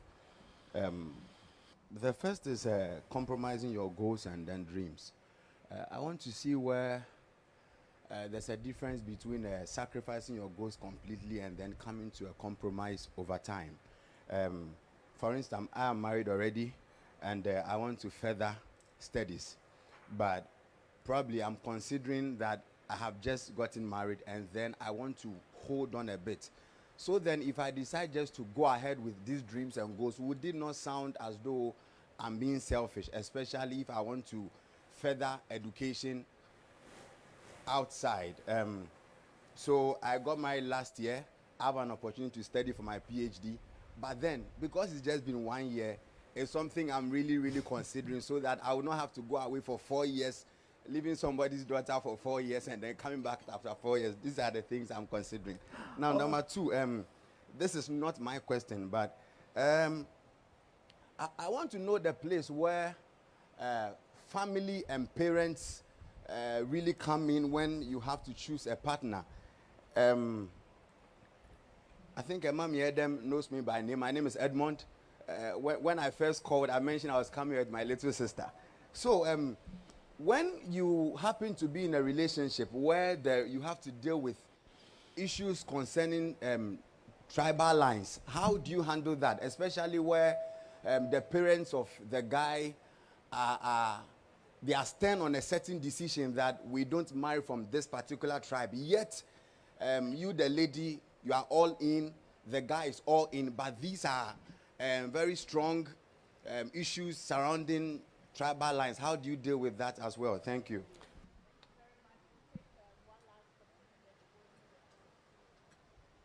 We'll take one last question. Okay, please go ahead. Please, I would like to know why we said two people have to agree before they can marry. And if that is so, why then do people or families look forward for maybe a lady or a man, the two of them, as they have agreed already? Maybe the man, maybe the father is deceased and we are courting. Family want to know who will be the father for the father during the ceremony as a customary marriage. Now, because of certain issues, the man don't want to go to his family or find someone. And upon second thought, people say that the marriage is between the two families, so we should know ourselves better. Can this be a problem if the woman doesn't find or look for the man or maybe ask the man who will be the father and go ahead marrying. Will it be something as our team was talking, they were talking about spiritual, as a marriage being spiritual. I want to know if I don't also find this and I enter into the marriage, will it be a problem? Because the man's family will say, we don't know this lady. Will it be a problem? Thank you. All right, thank you very much. And I would plead that our answers are very, very, very short. Now, the question about sex and marriage being mutually, exclusive, was that it? Yes, Uncle Evo, might you want to answer that for us?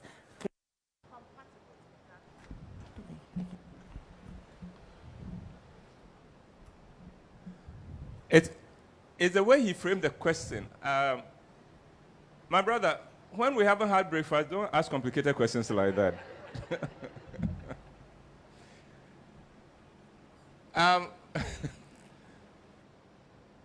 Marriage without sex is not marriage. Call it anything else you want, but you can't call it marriage. And so, if you're asking whether it must be a necessary part when you talk about the compatible, yes, it must be a necessary part. Now, I realize that there are young people who talk about, oh, we are not compatible, and because of that, there are people who are even advising people, oh, you tested before to see whether you are compatible or not. No, it's an illusion. What do you mean by we are not compatible? Sex is communication. Work it out and believe that you can talk things through. Quite often it's because your fantasy does not match her fantasy. And especially in this generation where porn has become so free and so readily available. Adam, in all the school I went from class 1 to the university, I encountered porn only one afternoon. In all the school. Today, it's in your palm. Now, what we are discovering is that there are people who use porn to try to get their libido going, but the science has shown with time, porn will kill it. And you will prefer the porn and the fantasy to the real woman lying by you. Don't believe the lie about this, let's test it and see whether we are compatible or not. It is marriage, sex is not asana. Now, compromises. There's a question on, making compromises and sacrifices. And the gentleman gave an example about being married, wanting to leave to go to school. I just got married here and all that. Who might want to take that for us? Okay. Real, you want to? Okay, briefly. I spoke about not compromising your professional goals and your occupational endeavors. Your question is about getting married and leaving in a year to go and further your education. The first place I'll ask is, have you had a communication with your partner about it? Because every choice comes with consequences. If you take this choice alone that, because I'm married, I don't want to leave my wife and go study for 4 years and come back. So you compromise on that, and then you stay, have children, grow. Maybe after 5 years, maybe that opportunity never comes again. If there was no communication about it for her to also give you her thoughts on it, you may think, I sacrificed for you, and now here I am, I didn't get the opportunity again to take this. So the first place to compromise is communication. Talk to your partner. I want to stay with you for us to have our children before I go out for 5 years and go and further my education. I don't know if I'll get this opportunity again, but I want to, let it go. Maybe your partner will say, I would want you to go. There's a chance I can come visit you. So have a conversation on what you want to compromise. That is the first start. But just making the decision alone is more from a codependent perspective, which is not healthy. Because if you miss that opportunity, you may resent the person you compromise for, though they didn't really had a say when you were making that decision. So you need to communicate about it. Yeah. Thank you very much. We will be answering the rest of the questions later. I have noted it. But right about now, I would like to introduce to you the First Lady of the Royal House Chapel, Reverend Mrs. Rita Crunchy Ankra. Please do it better. There's one here. And she will be speaking to us on the subject headship, submission, mutual respect, all the confusion around that. And this is going to be very practical. Thank you very much, Mama Rita. Please, we can do it better.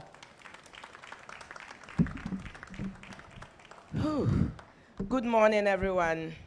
Then, Mami. And good morning, a special good morning to those who spoke before I did. One of the most common reasons why couples divorce is about the subjects of headship, submission, and mutual respect.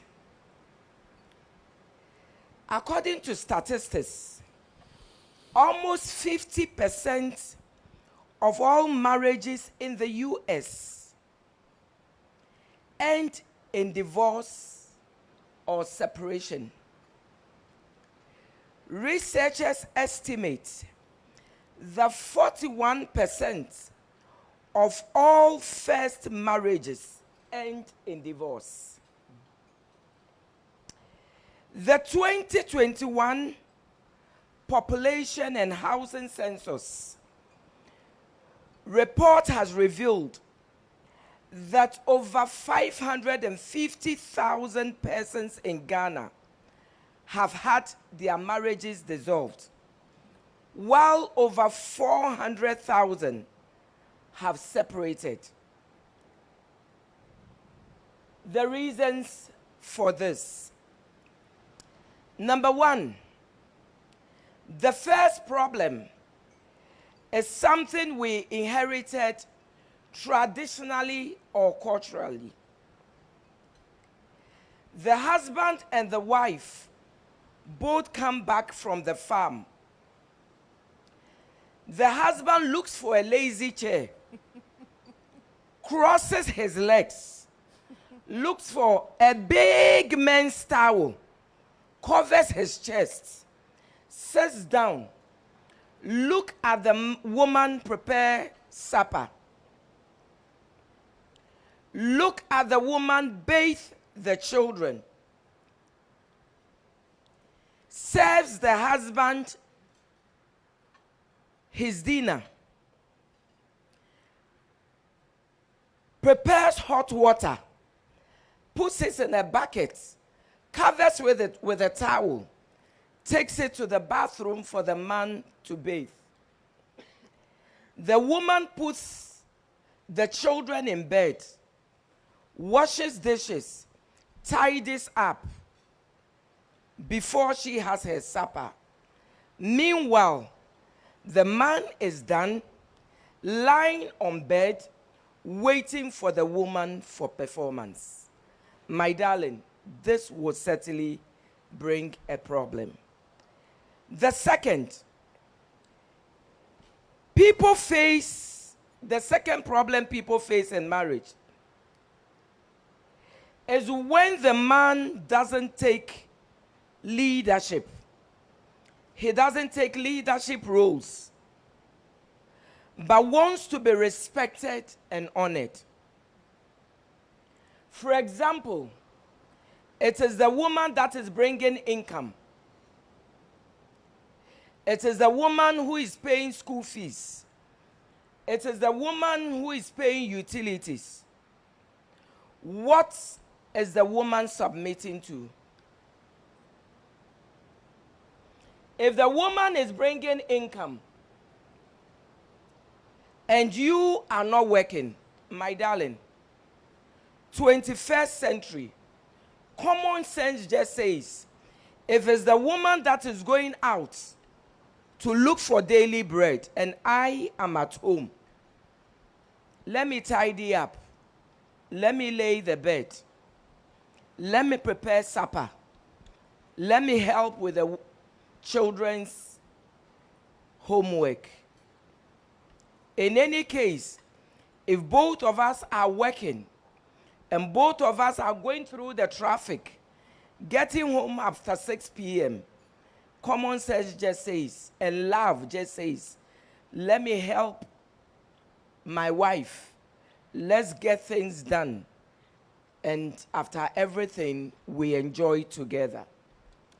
The third reason for conflict is lack of appreciation to one another. The man doesn't appreciate what the woman does. In the case where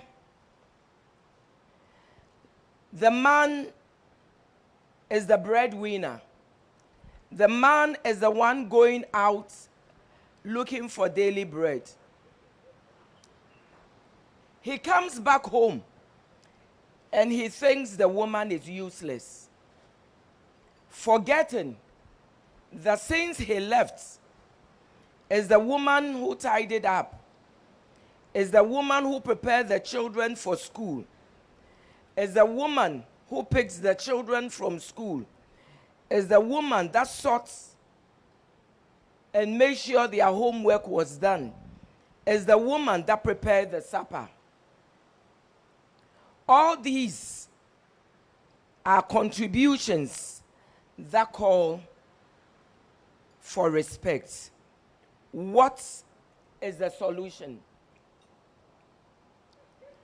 Since marriage is a creation and an institution of God, only God has the manual. So let's turn to God's manual.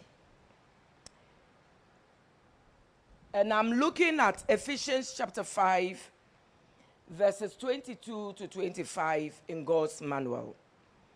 Wives, submit to your own husbands as to the Lord.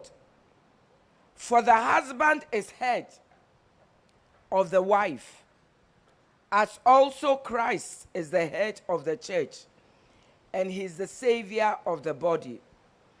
Therefore, just as the church is subject to Christ, so let the wives be to their own husbands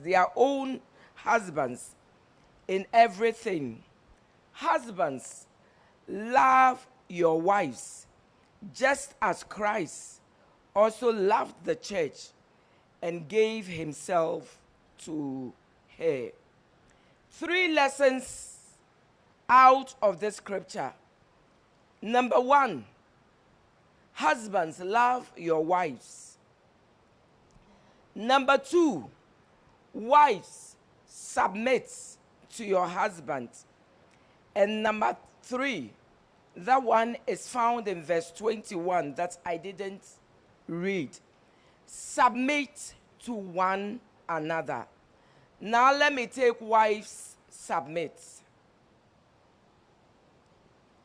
Submission in marriage has had a very bad taste because of how it's perceived. It's seen as demeaning and degrading. It's seen as losing your rights and your voice. But submission is showing respect to your husband and accepting his responsibility as a leader in the home. God the Father, God the Son, and God the Holy Ghost are one on the same level.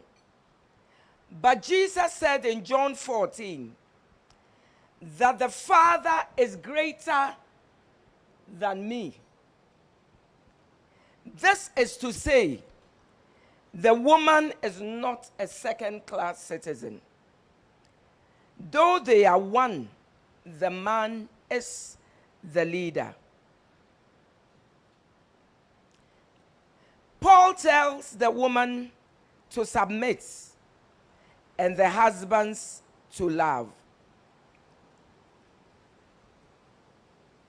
One thing I learned very fast and very quick in my marriage was to submit. Not just to submit, but to submit to the leadership of my husband.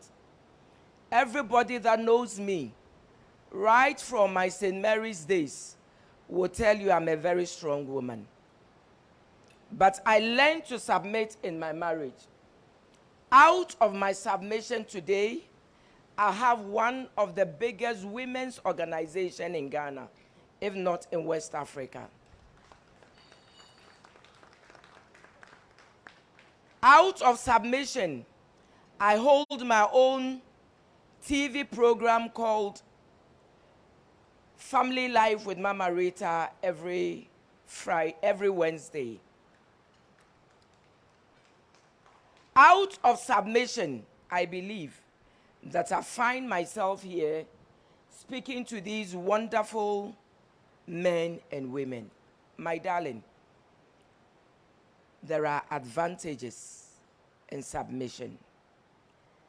Number 2, husbands, love your wives.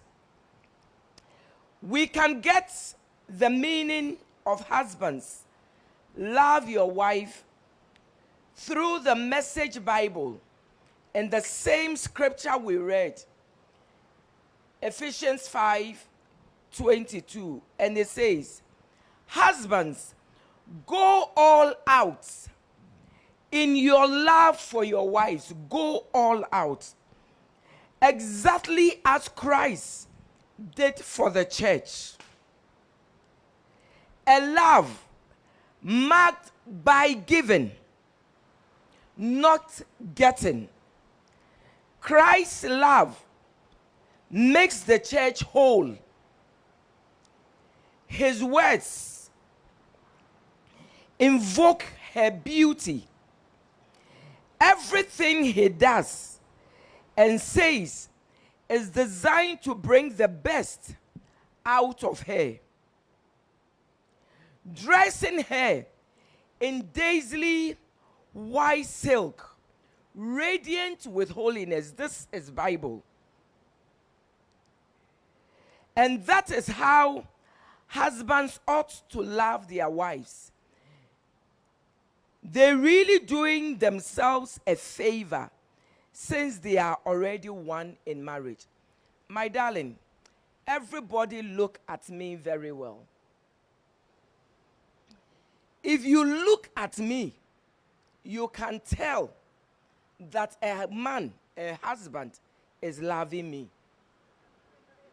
If you look at my hair, you can tell a man is loving me. If you look, today I did simple makeup. My simple makeup is the one I do in the car. 5 minutes, I am done. But I can do professional makeup. That will take me 2 hours. My darling, a man is paying for it. If you look at my dress and you look at my shoe, it tells you that a man is going by the Message Bible, Ephesians 5. Why will a woman not submit to such a man?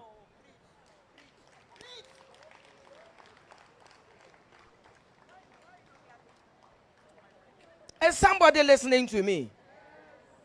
My darling, I went to a typical girls' school. I learned how to dress up. And if I have learned how to dress up, it means that somebody's son must pay for me dressing up.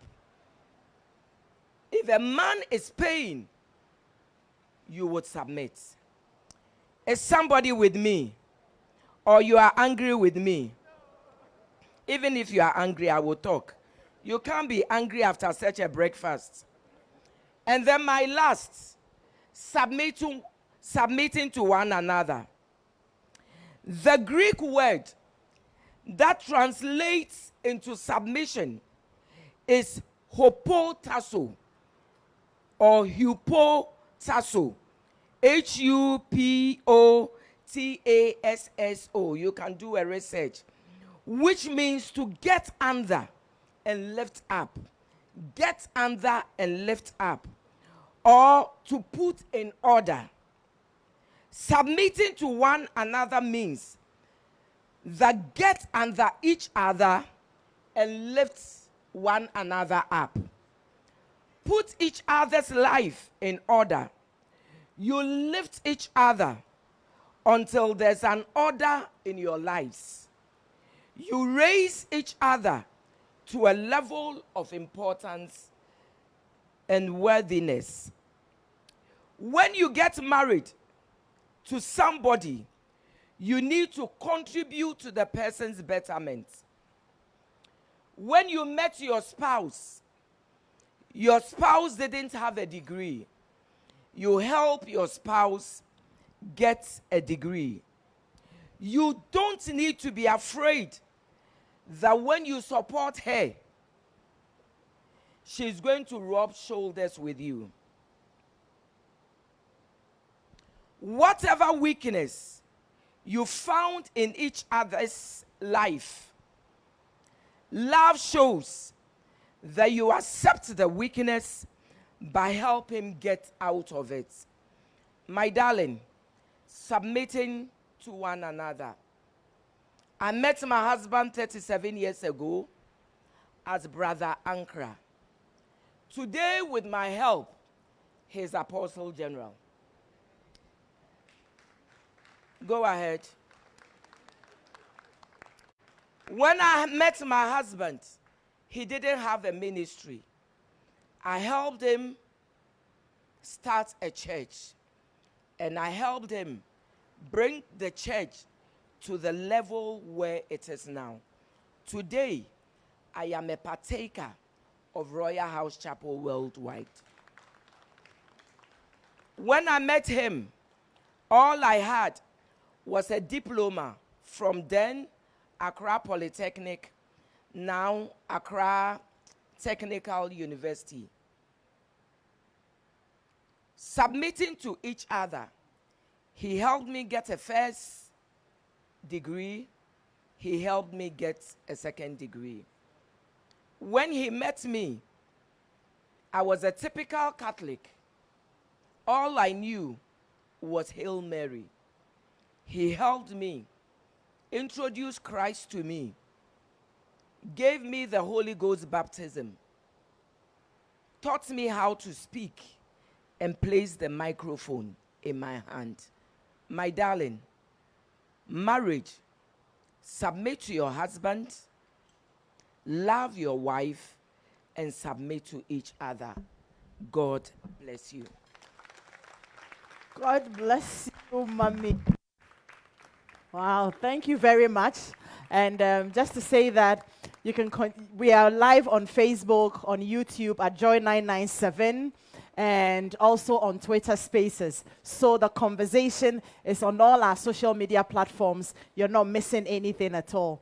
I am going back to join the panel, and then we will continue with the conversation. But there were a few questions, though. So I guess we will try and answer some of those questions before I go back to the panel. Now, I remember there was a question on, we answered the question on compromises, right? There was one on family intrusions. You want to get married, why would the family want to make all the decisions for you, you know, and all that?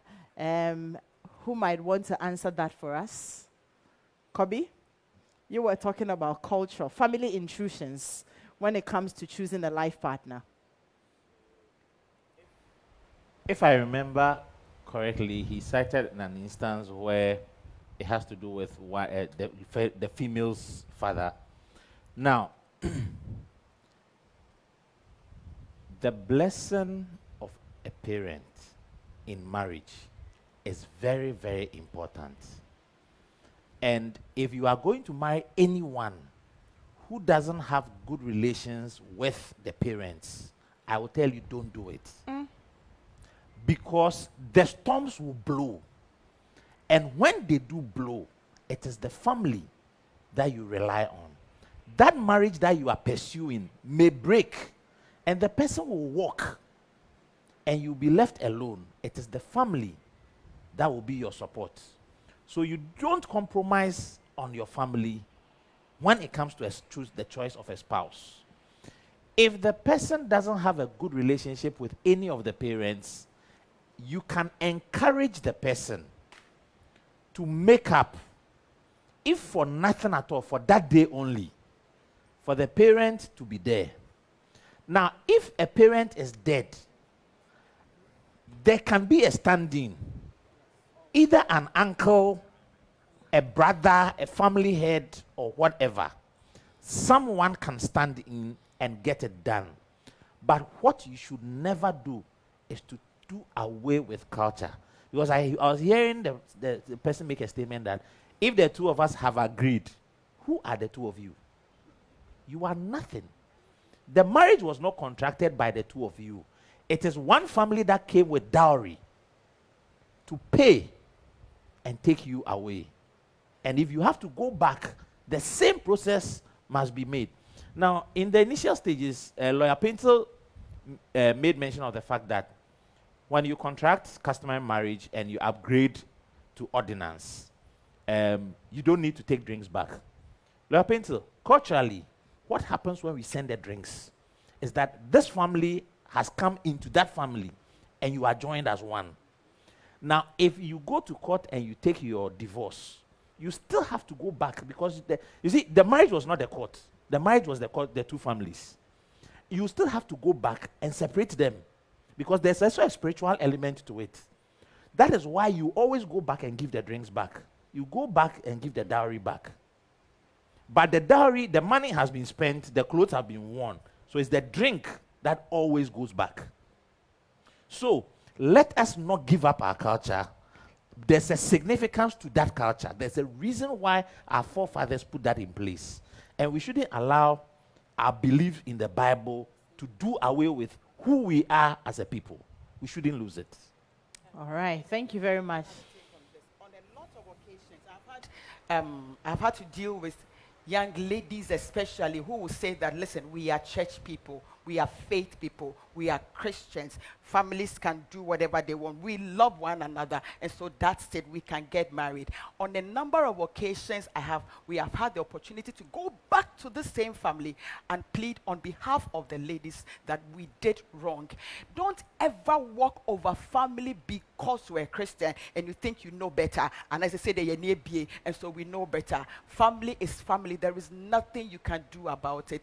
Family is family. I am not even looking at whether the marriage breaks or it doesn't break. I am saying that family is family. You need your parents. And if even your parents are dead, my parents died before I was 4. But you always, in my culture, you don't even ask for your father. We're asking for family head, uncles, whatever. You see, at the place where they are asking, hey, Papa, these people have brought this thing. Should we take? Yes, Daddy, take.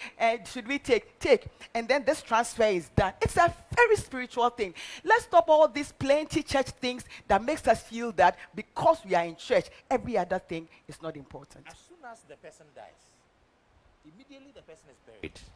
A parent is given to you. Okay. Because at any point in time, you need someone you refer to as my father and my mother. So nobody dies and nobody is put in his stead to look after you whilst your real biological parents are gone. I have a follow-up question. Uncle Ebo, I'd like you to have a take on that for us. So, for instance, if the family is being, for lack of a better word, is being unreasonable, unnecessarily unreasonable, and you're trying to have conversations with them to get around things and they're not heeding, it has to be done in a certain way. You know, I know some families where they will say, this is how we marry. And they end up putting a lot of pressure on the would-be partners. If they are being unreasonable and not listening to you, what do you do?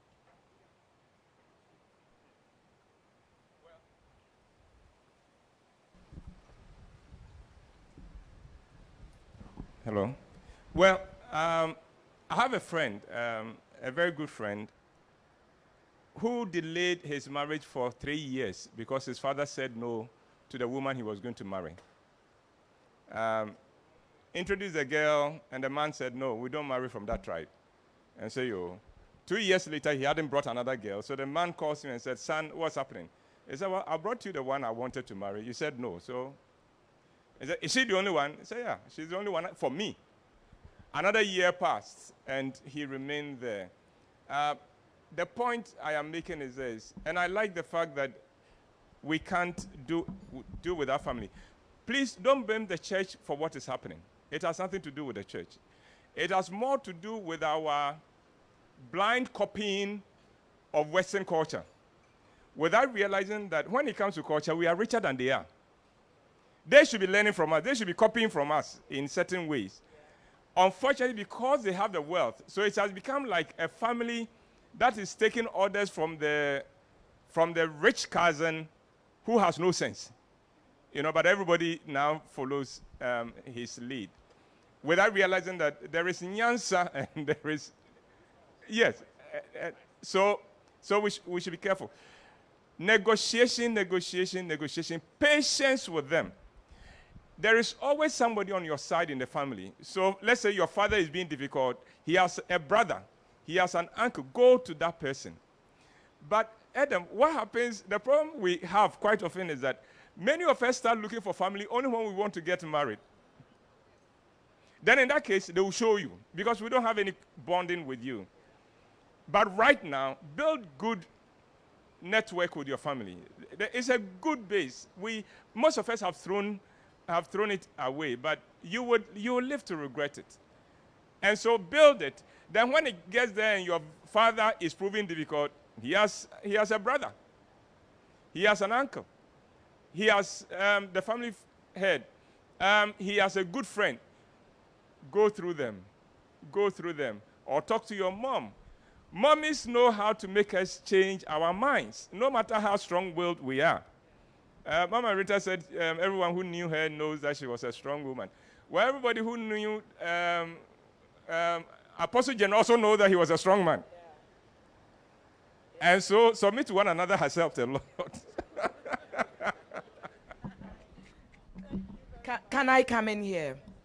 This is where prayer comes in.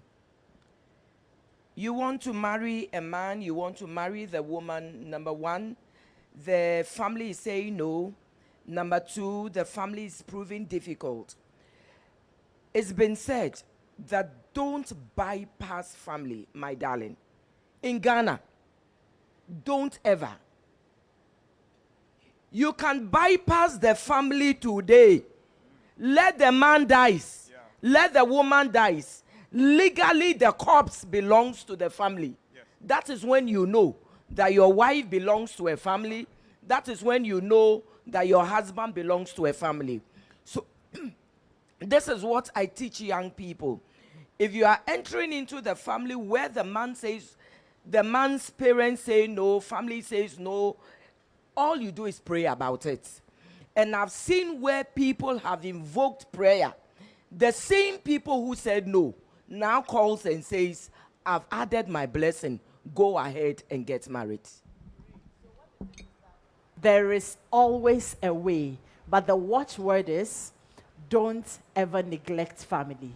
Find ways around it. Now we are going on to we'll continue the conversation. So, we've had a lot of talks, right? Let's get into some reality check, right? You wake up, and most of us are single people here planning to get married. So eventually you have heard some of the things that you have to do and all that. Then we wake up and we realize that, okay, we are married. It is no longer I, but what? It is no longer I, but we. And the resultant effect is accountability. When it becomes we and not I again, it means that we are accountable to each other. Whereas before, it was just you. You decide, who talked about going to a nightclub? Ariel. You decide you want to go to a nightclub this Friday, you get up and you're going. Now that you're married, you need somebody's permission to go to the night. You need to discuss it. They have to be comfortable before you go to the nightclub. And sometimes, to the extreme, they may be able to suggest to you which particular nightclub you should go because of what is there. And you will have to learn to make compromises. I see you smiling. You wouldn't agree, eh? Now, so this takes us into some of the challenges that we are likely to face on this journey, just so we can prepare for them. You will face challenges. That one, like it or leave it, especially so when you have to be accountable to somebody. Your life is no longer yours fully. You have to be accountable. So I'll come to you, PG. Some of the likely challenges we should know will come and how we should deal with them.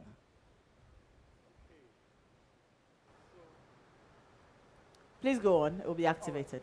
So, when it comes to marriage, generally, let me not mention a particular challenge, but let me talk about the concept of conflict. And let me say that different kinds of challenges will come, but all in all, we call it conflict of various forms. You know, they say that conflict is the concomitance of social interaction. You see, you as a person, you are sometimes conflicted, right? Yeah. You are driving, you get to a junction. Do I go left? Do I go right? They all have similar estimated time of arrival. So it's a decision that you make. You wake up in the morning, I'm hungry. Do I go heavy or do I go light? That even tells you that you yourself, sometimes you are conflicted within yourself. So how much more another human being? Another human being who is biologically different from you. She is driven by estrogen. I'm driven by testosterone. So even on that principle, we are different. She was socialized differently. I was socialized differently. I grew up in Tadi. I'm a Tadi boy, born and bred. Like everything Tadi, proper Tadi boy, hard boy. Hey, even baby Ofi. Oh yeah, crowd. But definitely we are not the same. So our upbringing is different. Our education, our spirituality, our culture, our tribe, our tribal inclination, the kind of food we like and everything. That tells you that if I marry her, conflict will always be a natural part of us. Because we wake up in the morning, I'm a fancy man in Chichewe, in Chichos. Yebe is banana, takradangwe nyina sa. Because butter, pizza net thickness, not the pizza. And she wants to have early morning tim. No, we are going to have a problem. You understand? Problem as to even things as mundane as the temperature in the room. Of course. You know, I can't sleep without air conditioner. I mean, like, if I have 200 Ghana cedis and my car air conditioner is broken, I may probably fix the air conditioner and fast for 2 days. So my next cash comes. She probably also wants to open the windows all the time. Now that's conflict right there. So on little things and on big things, conflict will come. But you see, so that's a key challenge. Just have it at the back of your mind that you and your partner won't always agree, won't always see eye to eye. You would always have differences. Sometimes it's the same thing, it's the same coin. One person is looking at it from here, another person is looking at it from here. All of these will come. But what makes it better, or how we go about it, is conversation, communication. Positive communication. Let's sit down and let's talk about it. And after we've talked about it, compromise. Be willing to compromise. So for me, that's what I will start with. Great. Conflict. Mama T. Yes, the conflicts are going to be many. Seriously, I mean, for the fact that I am a woman and you are a man, that is a huge area. Because you are a man and I'm a woman, no. I am running a 28-day cycle. Doctor, is that right? Yeah. You are running nothing. Nothing. So and because you are running nothing, I feel a certain way. Yeah. When I was menstruating, it begins on the tips of my fingers and my toes, and every place gets swollen. That is why I had an early menopause. Thank God, I had menopause early, like 42. Yes, and so I've had menopause for 14 years, and I go through so much, and so you are doing it, and it's like now say Danny, where menstruation? Girls get menstruation every day. This is enough to throw me out and say, how insensitive are you? So these are the little things, the very little things like, I don't like this. I don't like this color. I don't like this. A man tells me I went out, I bought a dress for my wife. I came in, I gave it to her. He said, hey, for the first time you have bought me a dress because you are an ever man. All you know is red. And I'm like, Oh. Just say, and the man feels so pained. He said, in fact, he's a pastor and he was preaching with it. Where Said are my the wife, hours in the I house? would never buy her a Charlie, gift. this is a shade at us, pal. And the pastor said it, I'm not saying it. So the little things. You're repeating it. Conflicts like big ones like childbirth. Big ones like pregnancy. Sometimes I'm telling the young people, you are not asking the relevant question. Are you together, you and her? Oh, you are friends. When I see this, I want Osofo to be here. So he will see romance. See romance. Nice one. And then I am saying that, did you have a conversation around even children in the event when we don't even get to have children? So all these things will come when a man is angry for whatever reason, is coming from his office and he's lashing at you because he feels all this way. But for me, bottom line, go forth, go back, anything. I am looking at what Mama said: submission, compromise. I believe so much in let's talk. I notice that in many relationships, we don't talk. It is only when the thing begins to become problematic, then we are sitting down to talk. Lay all your cards, like the young man who wants to go to school. Did you ever have a conversation whilst you were dating that I have an ambition to want to go to school or further my education someday? The conversations should be such that even when it comes in along the line, we know what to do. But certainly, we are going to be making a lot of compromises here. Kobe, another area that I know a lot of couples are very much conflicted, and which is an area of challenge, is money. We've talked a little bit about it, but I want us to go into that a little bit. Okay. Money answers all things. I heard amen. So, Mommy said amen. You can love the person to heaven and back. If you don't have the basics to make life easy, it will always be a problem. So money is important. And if we look at the reasons why we have divorces, money is in the top 3. It is always communication, sex, money. So money is very important. Now the question is, what conversations did you have about money before you married, and how are you handling money in the marriage? If you come to marriage with the mindset that my money is my money, his money is ours, I want you to learn something today. When we were in school, Tadi, we used to say something. The ballistic of a bobos is one press. Kwasianto hwe yetia so baako. What's the English? It means What's the English? it means that a man can be fooled once. So when he keeps spending and spending and spending, and he doesn't get support, he will learn sense, he will stop. In my training, we were taught that marriage is for 4 reasons. The first one is companionship. You need someone to relate with. The second one is for procreation, to be able to have children. The third one is a remedy for sin, so you don't commit adultery and fornication. So for this reason, let each man have his own wife. But the fourth one is for mutual support, and that is where the finance is. Now, many times you find out that when things are okay and the man is running the home and financing everything, you don't hear about the marriage.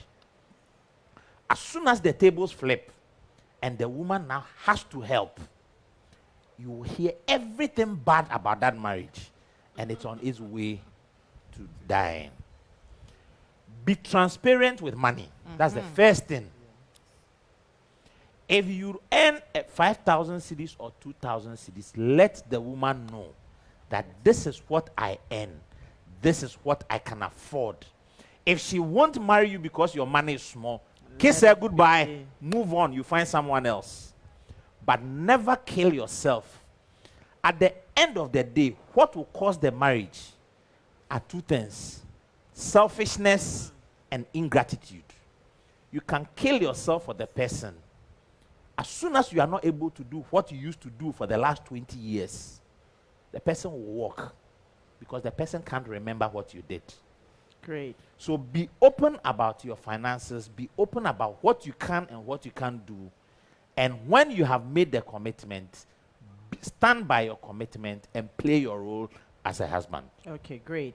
I have a few more questions before we come to wrapping up. Ariel, I'll come to you. Sure. Because I have a question I want to ask you on what if the person, be it the man or the woman, is abusive.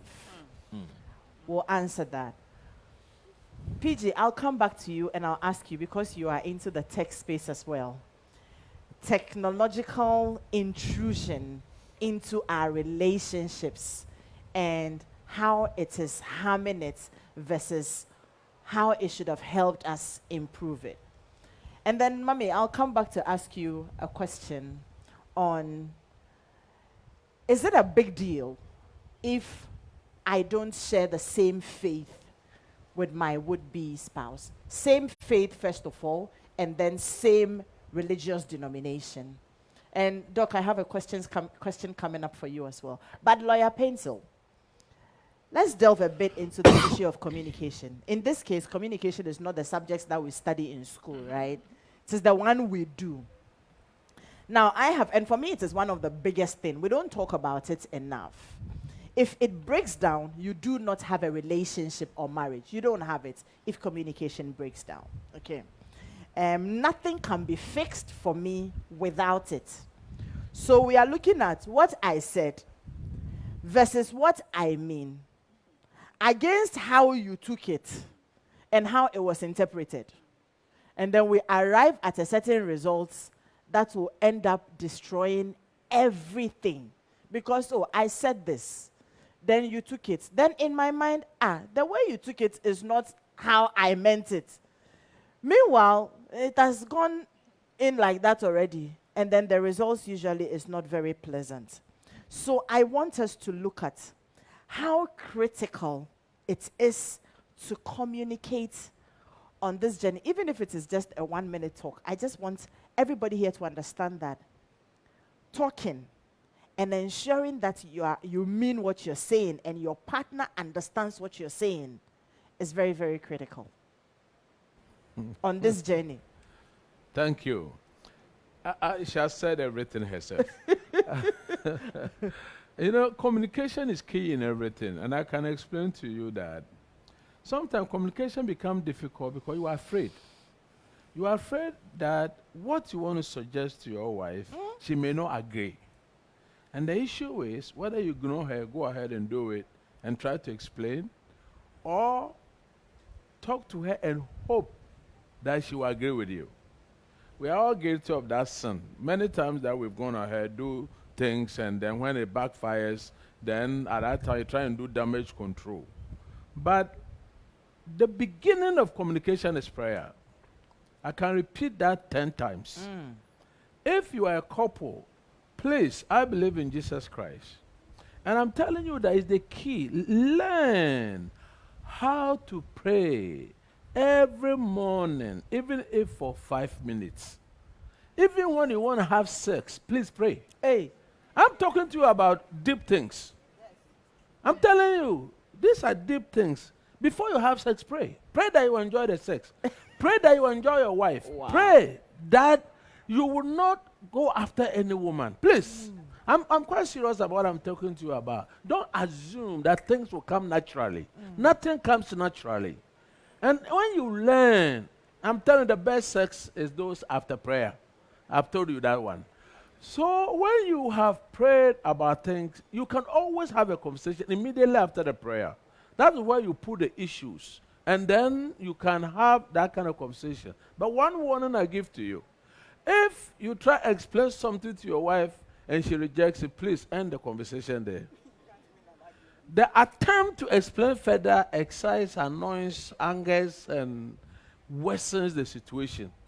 But you can always hope that conversation is not a one-time matter, a one-time affair. When she's sober, you can always revisit the matter. And therefore, as far as communication is concerned, we don't need a lecture. Start it from any angle. Me, one thing that I have learned, not only with my wife, with anybody, whenever I have a difficult discussion, anything that I need to discuss with somebody, I put you down. I pray first. It could be 1 minute. It could be 30 seconds. And when I finish and I open my mouth, I'll tell you what I want to tell you. And even believe and hope that even if I'm not happy with me, because I'm telling you that as a pastor, I communicate difficult subjects to people. you are doing something I'm not happy about. You consider yourself an adult and you are free to do whatever. But I'll look you in the face and tell you exactly the way I think about it, regardless even of your feeling, in the hope that one day you will understand me. And when you understand me on that day, you will thank me for it. Great. This is all I want to say for now. Thank you very much. Talk, oh. The date nights should not just be, catching feelings and chewing popcorn and watching movies and going to eat pizzas that will even end up making you sick. Have the critical conversations. It's important. I think, was it 2 weeks ago that we said on the show that if you're waiting to get married before you begin having some of these conversations, it would have been too late. At that point in time, you are just going to learn to endure. So have the conversations now. Now. When we finish, don't be in a hurry to go. There are lots of nice places around here. If you came with your partner or your would-be spouse, sit down and begin to soak in everything and begin to, if at the end of the day, by the time you are done, you realize that this won't work and you want to break up here too, it's allowed. Ariel, let me come to you. So, he loves this boy. And he loves this girl. Mm-hmm. And this girl loves this boy, right? And there are so many things you love about the person. The way they care, and every other thing, you'd want to be married to them. But you realize that they are probably abusive, could be verbal, sometimes to the extent that they can throw their hands, belittle you, and make you feel like nothing. Sometimes to the point of narcissism. But you're in love with the person. I want to marry the person. How cautious can we be? Good question. And I like that you use the word because you love the person. And there's nothing wrong with loving someone who has issues. The truth is we all have issues because we've all gone through experiences. And this person who is abusive, who has this narcissism issues, have gone through some traumas, some wounds. The problem is when the person is not aware. So how can you love this person to the fact that they become self-conscious and self-aware of how they impact you with their behaviors? Trying to change them will be the most difficult thing you can do because if they are not aware, you can't help them. But if you love them, then you need to set healthy boundaries for your emotional, psychological, physical, emotional, and also your social well-being. So what triggers these parts of this person? I love PG, but he has all these issues. But there are other good parts of PG. That's why I love him. Just like Uncle Ebo said, you are taking an interest in him because of something. Maybe because he's tall, the way he dressed. But when he speaks to you, he's very sarcastic. And very condescending. And very condescending. So what do you say that makes him become sarcastic? Now, these are the things you need to learn more about him to study him. Trying to tell him you are like this, you are like that, it's attack. And he won't see himself through that attack. So you need to find a way to build healthy boundaries so you are not always making him feel he's bad, you don't like him, but giving him space to see himself through your love. Now, loving someone doesn't mean he's going to be all perfect, but you have to love them to see themselves through your love. Love them in a way that you put light on them to see their darkness. And that is a whole work on itself because you yourself need to love yourself to see your darkness. So if you don't love yourself to embrace your weaknesses, you always attack people because you yourself can't look at yourself. So it's a two-way thing. You may meet someone who is abusive, but you also have your own tendencies that triggers their abusive side. And this is a whole psychological thing we all need to step back and learn about ourselves. What is my wound? What is my trauma? What am I hurting from? What impact did that last relationship have on me? What was my upbringing pattern? What are my socialization? These all things come into our relationship. So we need to learn to be very compassionate with our spouse, our partners, because sometimes the trauma they've gone through makes them live in a certain structure to prevent certain things from happening. And in doing that, they fail to open up to even accept some of the things we want to give them. So when you find yourself with such a person, you may need help. You may need to have a coach or maybe a counselor to help you to navigate how to have such a person as a partner. Because if you are not careful, you will try to please this person, and in your pleasing them, you are losing you. In trying to change them, you can't change them, and it becomes an emotional cycle for your well-being and your mental health and your physical health and all that. So you need to learn this person, understand where they got, wounded. It could be their childhood. It could be through school abuse. Some people will abuse sexually, even male, as children, and it conditions them to become a certain way when they grow up. Ariel, is it okay to get to the point where I've tried, I can't do this anymore? It has. Especially if you are not married and you realize that you can't build boundaries. You know yourself that I'm not getting the kind of... because you see, building the boundaries sometimes makes you come across like you're sitting on edge in your relationship. Hey, I don't want to offend them. I don't want to do this. And you lose yourself trying to build those boundaries. I think we said something, right? You should be in a relationship where you are No, the very boundaries free, but you are not are sure. more... You are not sure where you will get them, upset. Yes. But if you try to know them, you have to understand how they communicate. People's communication styles are different. Your partner may be the one who likes to communicate about important things in the morning, not when he's gone to work and come back. So the work is to study this partner that you love but have issues and learn how they react and respond. And then you know how to live with them. Because if you don't learn how to live with such a person, then there's no way going forward in the first place. All right. You don't have to be on shell, but you need to know them and make the conscious effort. Let me build my boundaries here. If I do this, I triggered a PG, so I won't do it. If I go this way, he seems to like things this way, so I'll come through this way. Now, when you start learning these things about the person, you start realizing you don't get the other side of them that makes the relationship uncomfortable or toxic. You need to just learn your partner well. But it's okay to get to the point where you feel like this is not happening. Of course. Mommy, you wanted to say something?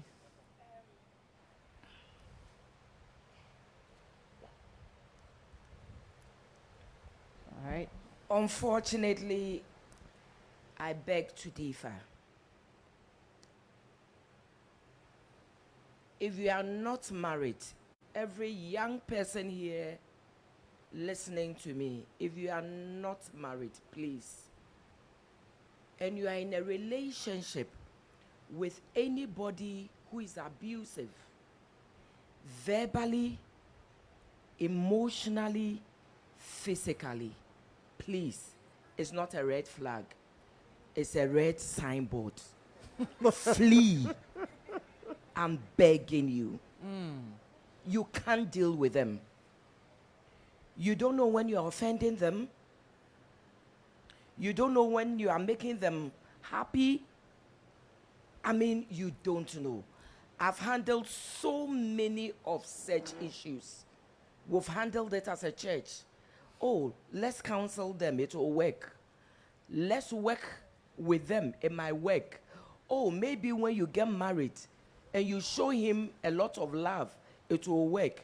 Or you show her a lot of love, it will work. My darling, it doesn't work. All the killings, the stabbing, the what is as a result of these things. If you are going out with somebody, you are not married yet, and the person makes you feel like you are nothing, my darling, it won't change. Great. All right. Thank you very much. If you are in a relationship and the person hits you once, my darling, it will happen a second. It will happen a third. I've handled too many of such cases. It doesn't work. Advise yourself now. Great. We have some, messages coming through, and I'm sure when we get into the final leg of the the Q&As, we might take them. This one says, good morning. What happens during separation while the marriage is not dissolved by the courts? Either of the party gets married again or have a child outside the remits of the law. Okay.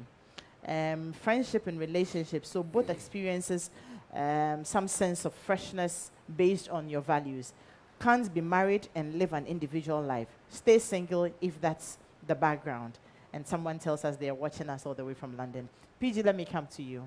The issue about technology and how it is intruding and impacting our relationships negatively as opposed to it being able to help us build it better.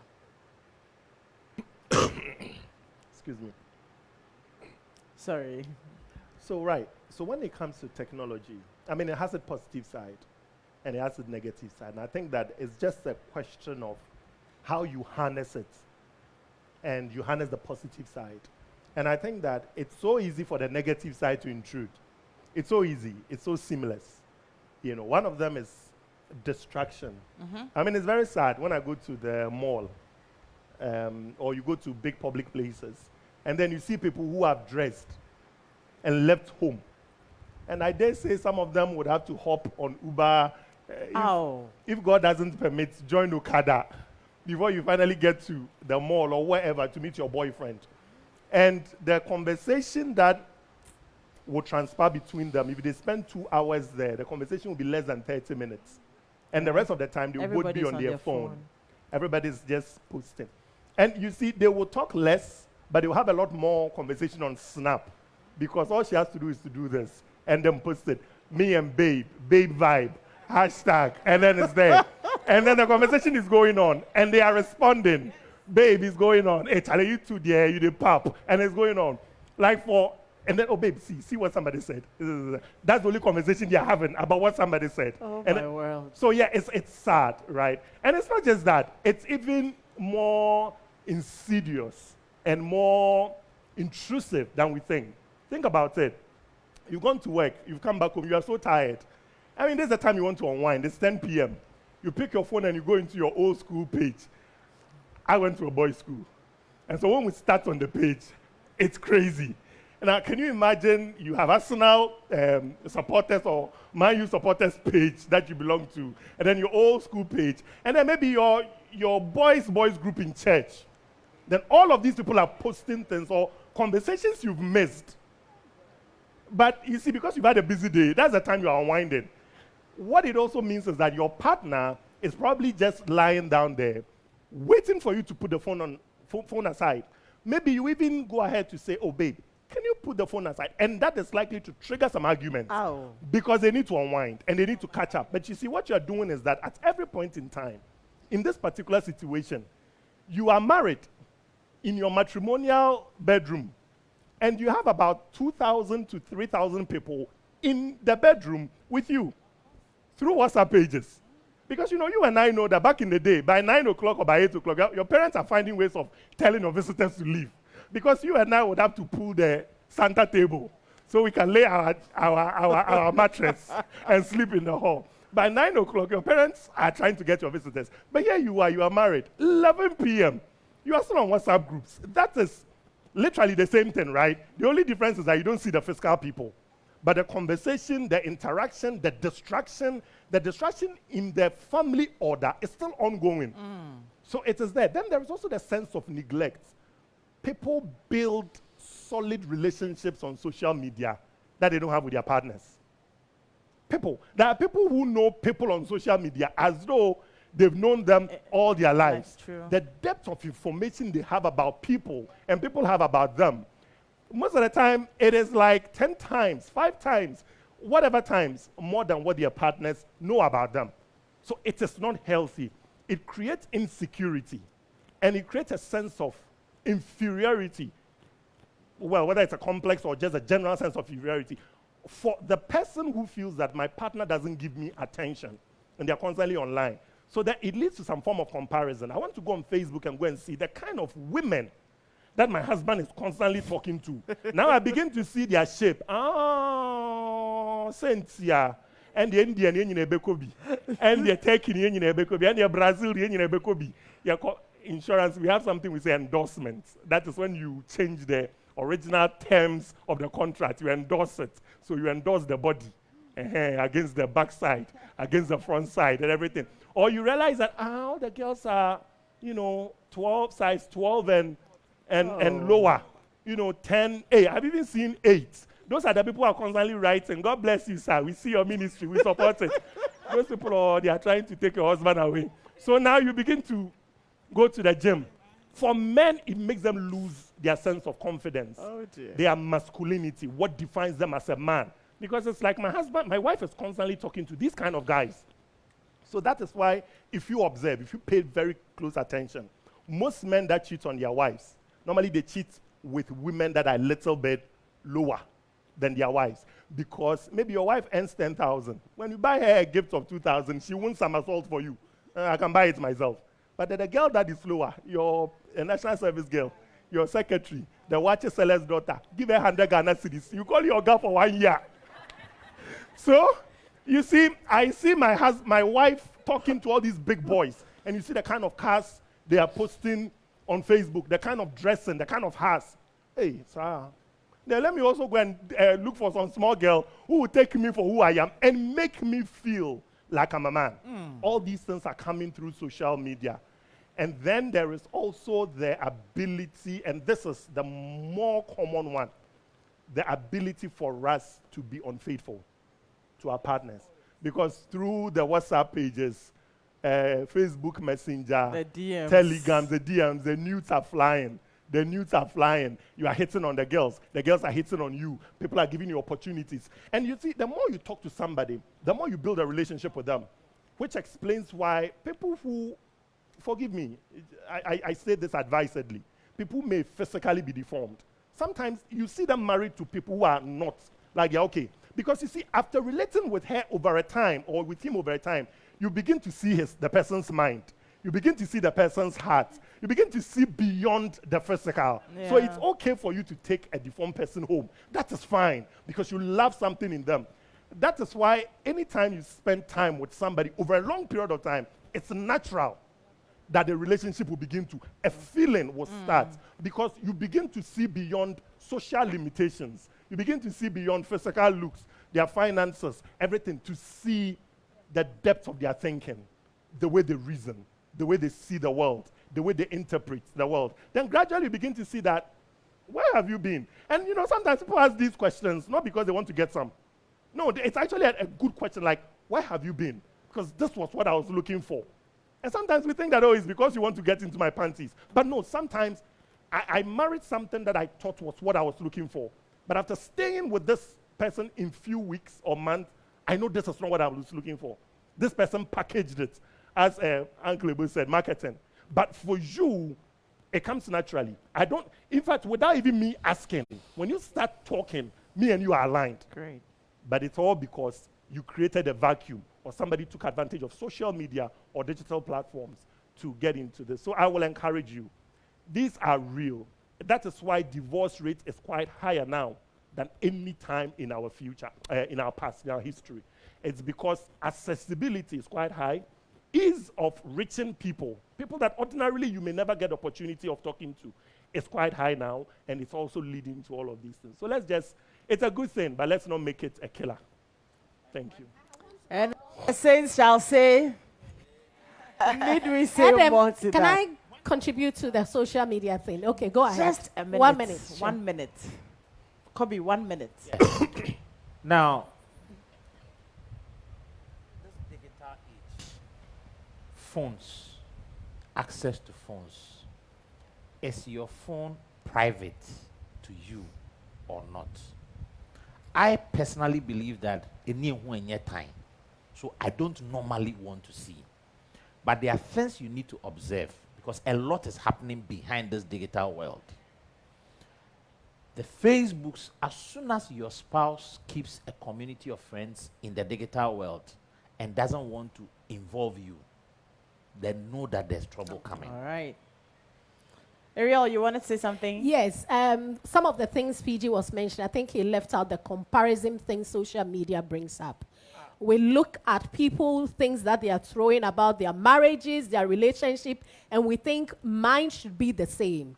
Social media is bringing up a lot of comparison. We look too much at what is happening on the other side, and we first to look at our reality, our dynamics, our situation to balance ourselves properly with what we have. And so when you're looking at other people, just know that they are standing on something else. They are taking from somewhere else. I'm not where they are. I don't have what they have. I don't have the resources, the dynamics, the understanding they have to do what they are doing. Let me be in my lane, learn my partner, understand what we are doing, and show up as we are, and Great. stop the comparison. And everything on social media is not real. It's not. So we've got to be careful. Lawyer Pencil will be leaving us very soon. So, Lawyer, maybe in 2 minutes you wrap up for us and then we can set you free. Thank you. I'd just like to say, in everything that we've said here, it's about what resolution do you make to confront the issue.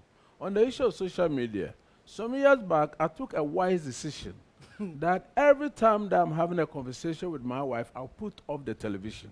This is common sense. You don't need an angel to come from heaven to tell you this. And also, for instance, all these social media, on our phones, which is the world now, make similar decisions. Please, just make sure that anytime you have something to do with your wife, please, at the same time, don't be looking at this. It's just common sense. And so it goes with all the related things. Your husband's phone is his phone. Your wife's phone is your phone, her phone. This people Thomas business must stop.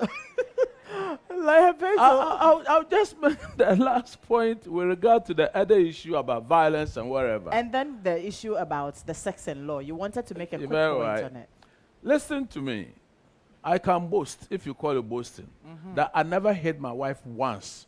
Because I resolved I would never do it. Amen. I just told myself that nothing. And because I took that decision, I have never done it. You can also take that decision. Please do. The men here say we will do. We will do. And God will help they you. They will do. Sex and law. Sex in marriage is called consummation. However, if you marry and you haven't had sex, the law says that the marriage has not been consummated. It is a ground for divorce. Put that one aside. We also have grounds for divorces. And it appears that when marriages break down, it tells in the frequency with which sex takes place. And it is almost always the man who behaves like sex is the next vitamin God brought into the world. They say men come from in between the thighs of a woman. They spend the whole of their life trying to get back from where they came from. It need not be so. But I also say that a woman who denies her husband sex is mostly women who do it, men also occasionally. When you see your husband doing that, don't mind him, he's got a girlfriend on the side. But it is usually the woman who can do this without necessarily having somebody at the side. The social and psychological things are there. But please, we call it unreasonable behavior. A woman who does that, please learn how to accommodate your husband even when you are not happy with him. I know all those psychological things. We've read about all of those things. So essentially, this is my take. Anytime that I meet any one of you and you recognize me, say hi. I will also say hi. I have to travel tonight. I've got a lot of other things that I'm doing. And I wish you a happy marriage when you come to marry. Thank you very much, Lawyer Basil.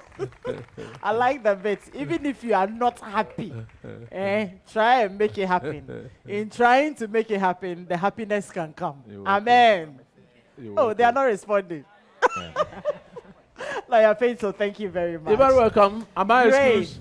Yes, please. The Lord bless all of you. Thank you. Thank you very much. Now I am coming back to us. We'll take questions. But Mama Rita, I said we're going to ask you, oh, please, I see Dado in the house. Say hi to Dado.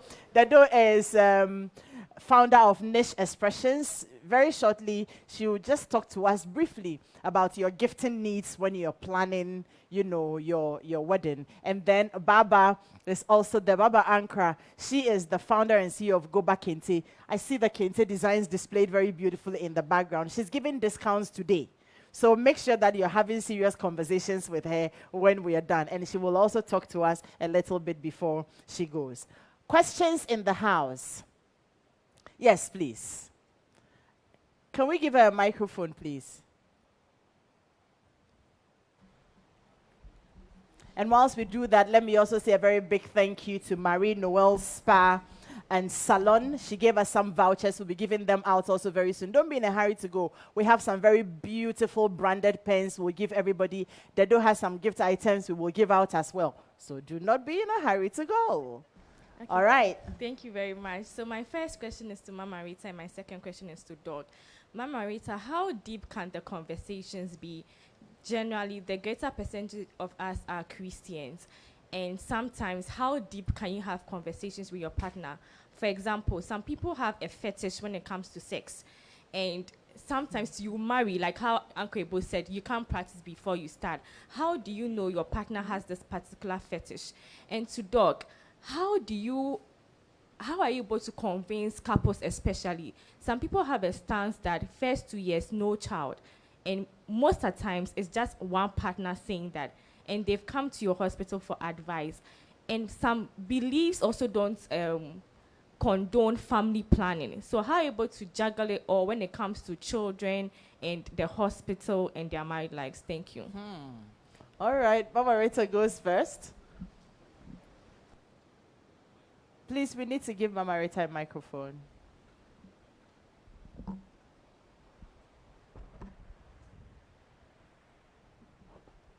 Thank you, Mommy. I don't know if I really understood you very well. How deep should the conversation go? Should the communication go? Is that it? I believe that before you say I do, talk about everything. Mommy, so in simple terms, is it okay to ask this person, I mean, if it's your fiancé, about their sexual fetishes, for instance, before marriage? And how do you even ask it? What do you believe in? What do you like? I remember one person said, don't wait to enter into marriage before you start asking questions. My darling, you'll be disappointed. A lot of us feel that we are so much in love that we are not talking. Like he said, we go out to eat. You use 30 minutes to bath. Another 30 minutes to look for a dress. Another 30 minutes to make up. You use 1 hour either on Okada, Uber, or Trotro, whatever. You get there and you are speaking for 15 minutes. It doesn't make sense. Seriously? My darling, ask questions. Find out, what is our future going to be like? What do you want to be in future? As a woman, you are supposed to submit. You are submitting to the person's leadership. What is it? Talk. After talking, it's only through communication. Take this from me. It is only through communication that you get to know the person very well. It is during courtship, through communication, that you decide, do I go in or do I come out of it? That is why I tell young people, don't start with sex. Once you start with sex, you are locked up there forever. And that is what is happening. So the person has an idol. The person believes, okay, I want to say something, but I'm trying to hold it. I heard somebody say something, that the person believes in having sex from the back. Is that what you believe in? My darling, if you don't talk, you will never know. You enter into the marriage and the person says, this is what I want. What do? You're already into it. Young men, young women here, talk and talk about everything. Know who you are marrying and take a decision, a wise decision, an informed decision for yourself. All right. Love Thank you very much. with your head and don't only love with the heart. Okay. Kobe will make a quick point. Madam, for those of us who were raised in church, we have this problem. This problem is not those who are not in church. Because we are taught that let your conversation be seasoned with salt. And that evil communication ruins good morals. We are conscientized not to have certain conversations. And we end up growing into marriage without being able to broach certain subjects like sex and preferences and all that. And that is the question she's asking. All right. Because when you go to the lady who sees you as Brother Oja, and you come and you are coming to talk about these things, the next thing is, hey, Brother Oja, it's ufa mic now. I used to play music. Hey, it's uba drums. Immediately, no, the person sees you differently. So you are afraid to broach certain subjects. You sweep it under the carpet, get under the into the marriage, and find out that reality is hitting you. Out of the abundance of the heart, the mouth speaks. You know, if you don't talk about them, you won't know what. And people lie. It is only when you interrogate the lies that you find the truth. So talk, question, and cross-check whatever they tell you, and throw the door soon. Just for a second. During our time, we went through the scripture union system where sex was a taboo. My darling, for 21st century, talking about sex is not a taboo. All right, thank you. I think that, look, for one of these days, the topic we'll be treating on Home Affairs will be the church and sex. And that should just be the conversation, because it looks like it's a very big issue. Yeah. Mama T, 1 minute. Yes, 1 minute. Listening to her, I am feeling that, well, this is my husband. Let me quickly say, sex is not for husbands. It is for us. And that is why a lot of women are not having pleasurable sex in their marriages. You are not having proper sex. You are not having... My English, please come. You are not having love making. You are just there. You are not calling your husband. Me, I call Osofu today, dear. Me huna mi ambasa basa bisa. Ose basa basa be.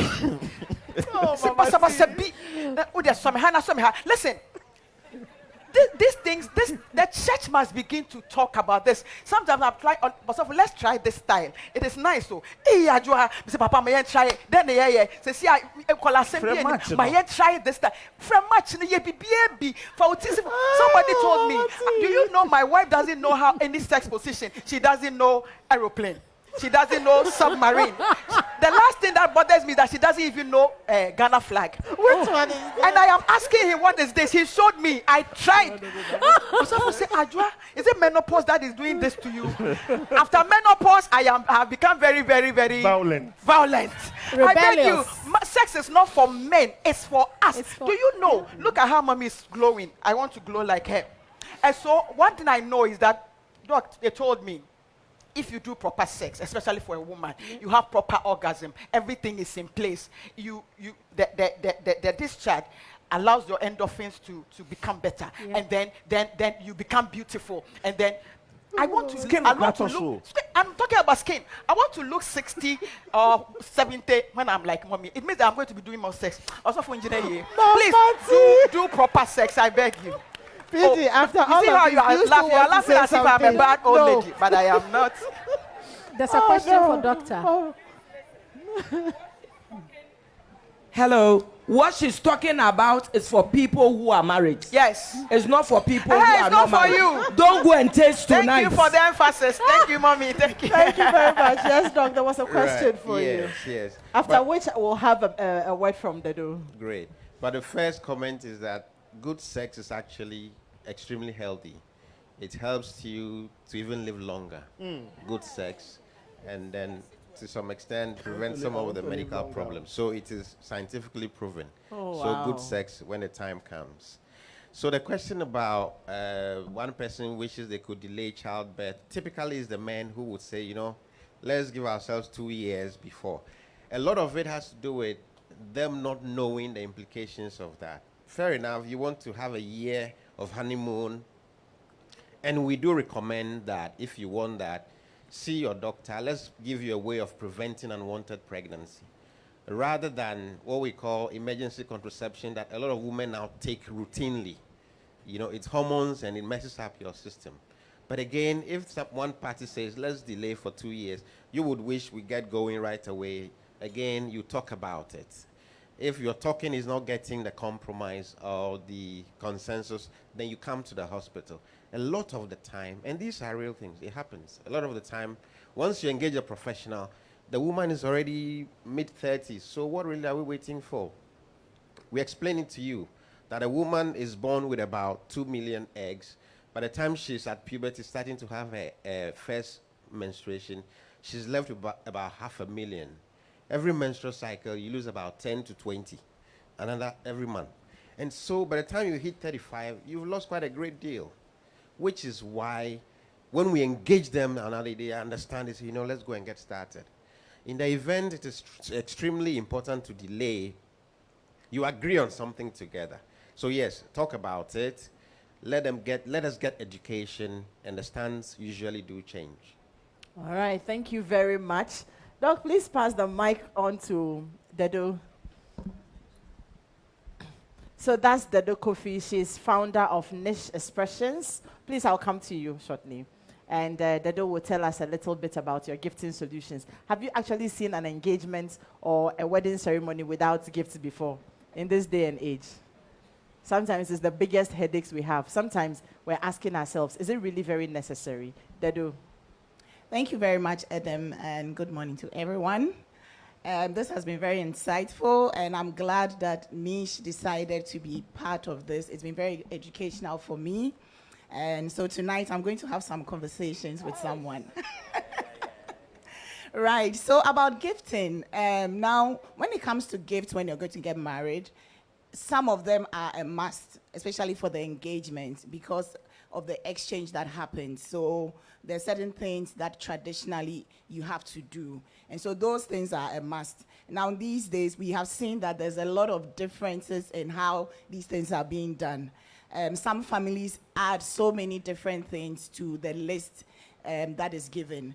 Maybe it's because, or sometimes it's because they're very excited about the woman they're coming for, so they want to show more love, excess love, which is amazing.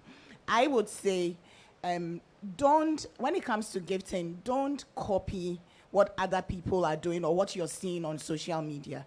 Do what is right. Do you understand? So if these are the things that are required to be done, make sure that you fulfill those ones. The excesses, if the money is there, why not do it? It's nice. But if it's not there, don't push yourself and do it, because, I mean, people start their marriage and then they are in debt. Do you understand? So I wouldn't want people to do that. Now, I mean, apart from the engagement, presents, and all of that, we also give gifts. If the people who attend your engagement or wedding, we give them gifts. It's a beautiful thing to do, and that's why I'm there, and that's how I make some money as well. But at the same time, I say don't push yourself to do it. Do you get me? If you cannot, and always work within a budget. Now, when we ask what's your budget, it's not because I want to know that, oh, you want to spend 200 cedis per person, so I'm going to cheat you. No. It's really so that I can give you the appropriate advice. If you don't tell me that your budget is 50 cedis, and I'm showing you presents that are like, because I don't know, 100, 500, because there's a whole range of things that you can get. Even for common key rings, there are different types. You can get a variety of about 20 different prices, 10 CDs, 5 CDs, 100 CDs. So you need to understand and work with the budget. If you're getting married in 6 months' time, decide whether gifting is going to be part of what you're doing. If you can't afford it, don't force yourself. Right. There will come to a point in your life when you can do something and gift people. And truly, to all the people who are listening, when you're going to a wedding or an engagement, you are actually the person who is supposed to give gifts to the couple. So please, let's get into the habit of giving gifts. You can give people gift vouchers. We have niche gift vouchers. So if a couple is getting married, you can come and get them a voucher so that they can come in and shop. That is beautiful. Do you understand me? So let's not push ourselves when it comes to gifting. I'm available today if you want to talk about gifting, and I would share some lights with you. And then if we have to talk more, we can do that. But thank you very much. And I have some beautiful gifts that I'll give to Adam so that you can give away to some people. Thank you very much. Thank you very much, Dedu. And what I like about this is the consultation. Sometimes you go for some occasions and you're giving something and you're asking, now why didn't I say no more chichewe? You know, so you should consult and know what to be able to give, especially so if you need to. Just to add to that, I always say, don't let your giveaway be people's throwaway. You know, sometimes people are just giving something because you go to Mokola. I'm not saying bad things are in Mokola. I'm just saying something. And you go and buy some 2 CD something, and you're giving something out just because you have to give gifts. And people drop it outside as soon as they step out. That is money you could have used for something more, or you want to give people 20 different items. So you buy those 2 CD, 5 CD, 10, and then you think you have a big hamper you're giving everybody. But they'll look at it and throw everything away. Give people at least one quality item if you're giving, so that they will use it, and years down the line, they would always remember your occasion with that. Thank you very much, Dedu. And then we move on to Baba Ankra, who will tell us about how you should appear good. Especially, so now I see that the engagements, it's a kente thing, no? And she is looking good, the way she has done the kente thing, no? You know. Thank you so much, Adam. So when I was working, I was like, 10 years ago, why didn't I attend a seminar like this to have some tips about marriage before venturing into it? I think I got married on just one item list, love. And 10 years down the lane, I know more than anyone that it's not enough to keep you going. We've had to fight our way through to make it work. And it's only working is because the two parties involved, we are willing, at some point decided that we have a lot of differences, but this can work. We have kids here. We are not killing ourselves. So our differences, let's make it work. So I'm very happy for all of you and to Joy FM for organizing this event. So let's talk about your big day. You are getting married. You and the man have agreed that we want to be a couple. The first conversation I like people to have is money. What's the budget like? It's not what is trending, but what would you and your husband be able to afford? Are you buying it for yourself or your parents are sponsoring? I've had an in-law come to Goba to buy 10 pieces of kente for their daughter-in-law, and even wondering if she would like. That's a family that have money. But if you don't, and your husband says, okay, the budget for a kente piece is 2,000 cedis, which is allowed, would you go for that? People come to the store all the time, and you can tell it's a struggle. They want something that costs as much as 10,000 cedis, but they can't afford, because the prices also depends on what you are requesting. There is 1,500 cedis. People come, you show, they don't want to see. I want what Kojo Jones wore. I want what this bride wore. And what that bride wore is 10,000 cedis. Would you be able to afford? So the money conversations, we should have them. Now, when you are done with that, choose a theme. Some people are classical, very conservative. Are you a fashion-forward bride, or are you a traditional bride? So traditional bride would go for the typical Ghanaian kente colors, the regular reds, yellows, and green. The fashion-forward bride will come with the cocoa melon colors. I like chicken yellow, mint green, and all those colors. But don't forget, when you are done with the event, we will take pictures. 5 years down the lane, when you look at those pictures, would you be happy with the choices you made? So you have to pick the colors that naturally you are drawn to. If you are a yellow color, pick a kente and make sure that the dominant color in your kente is the yellow, because that's what flatters you anyway. Not because that's what you saw it trending. It will not work for you. And also, if your husband is also going to wrap his kente, you have to pick the designs and patterns and make it cohesive. So we can do smaller designs for you, and his will be a bit bolder, so it looks manly on him. You don't have to necessarily go for the same pattern, but you can work the colors together to make it work. Don't forget makeup, accessorizing, all comes, because kente is really bold. The colors are bold. So you would have to check the hairstyle you're going to use, your makeup, the accessorizing, it all plays a role. Now, if you're confused and you don't know what to do, you can always walk into our flagship store. We are located at Gimpa, number 27 Westland Boulevard. You can just go back into on Google Maps. I'm there. If you want to do a personal consultation, you book. If you want to just walk into our store and check out everything that we have, please feel free to come, and then we'll be able to offer you a good service. Don't forget that you have to wear it with confidence. You have to also consider your body type. Choose the color that makes you look good. Colors have meaning. Yellow is joy. Green is nature. It's new beginning. So every kente that you pick, and some have name. There's Fatia Fatan Nkrumah, only because Nkrumah's wife was the first to wear that kente. There is Obama kente. There's kente named after Gifty Auntie. That's because that's what she used for her wedding. So people come all the time and they ask, this kente, what is it called? It's not every kente that has a name, but there are some that has symbols in it and they have meaning. And see, if you choose that, know you are communicating. Great. There's kente that says, Ejunasa, the minds are done. Is that what you want to wear for your big day? So come to Goba, let's have a conversation.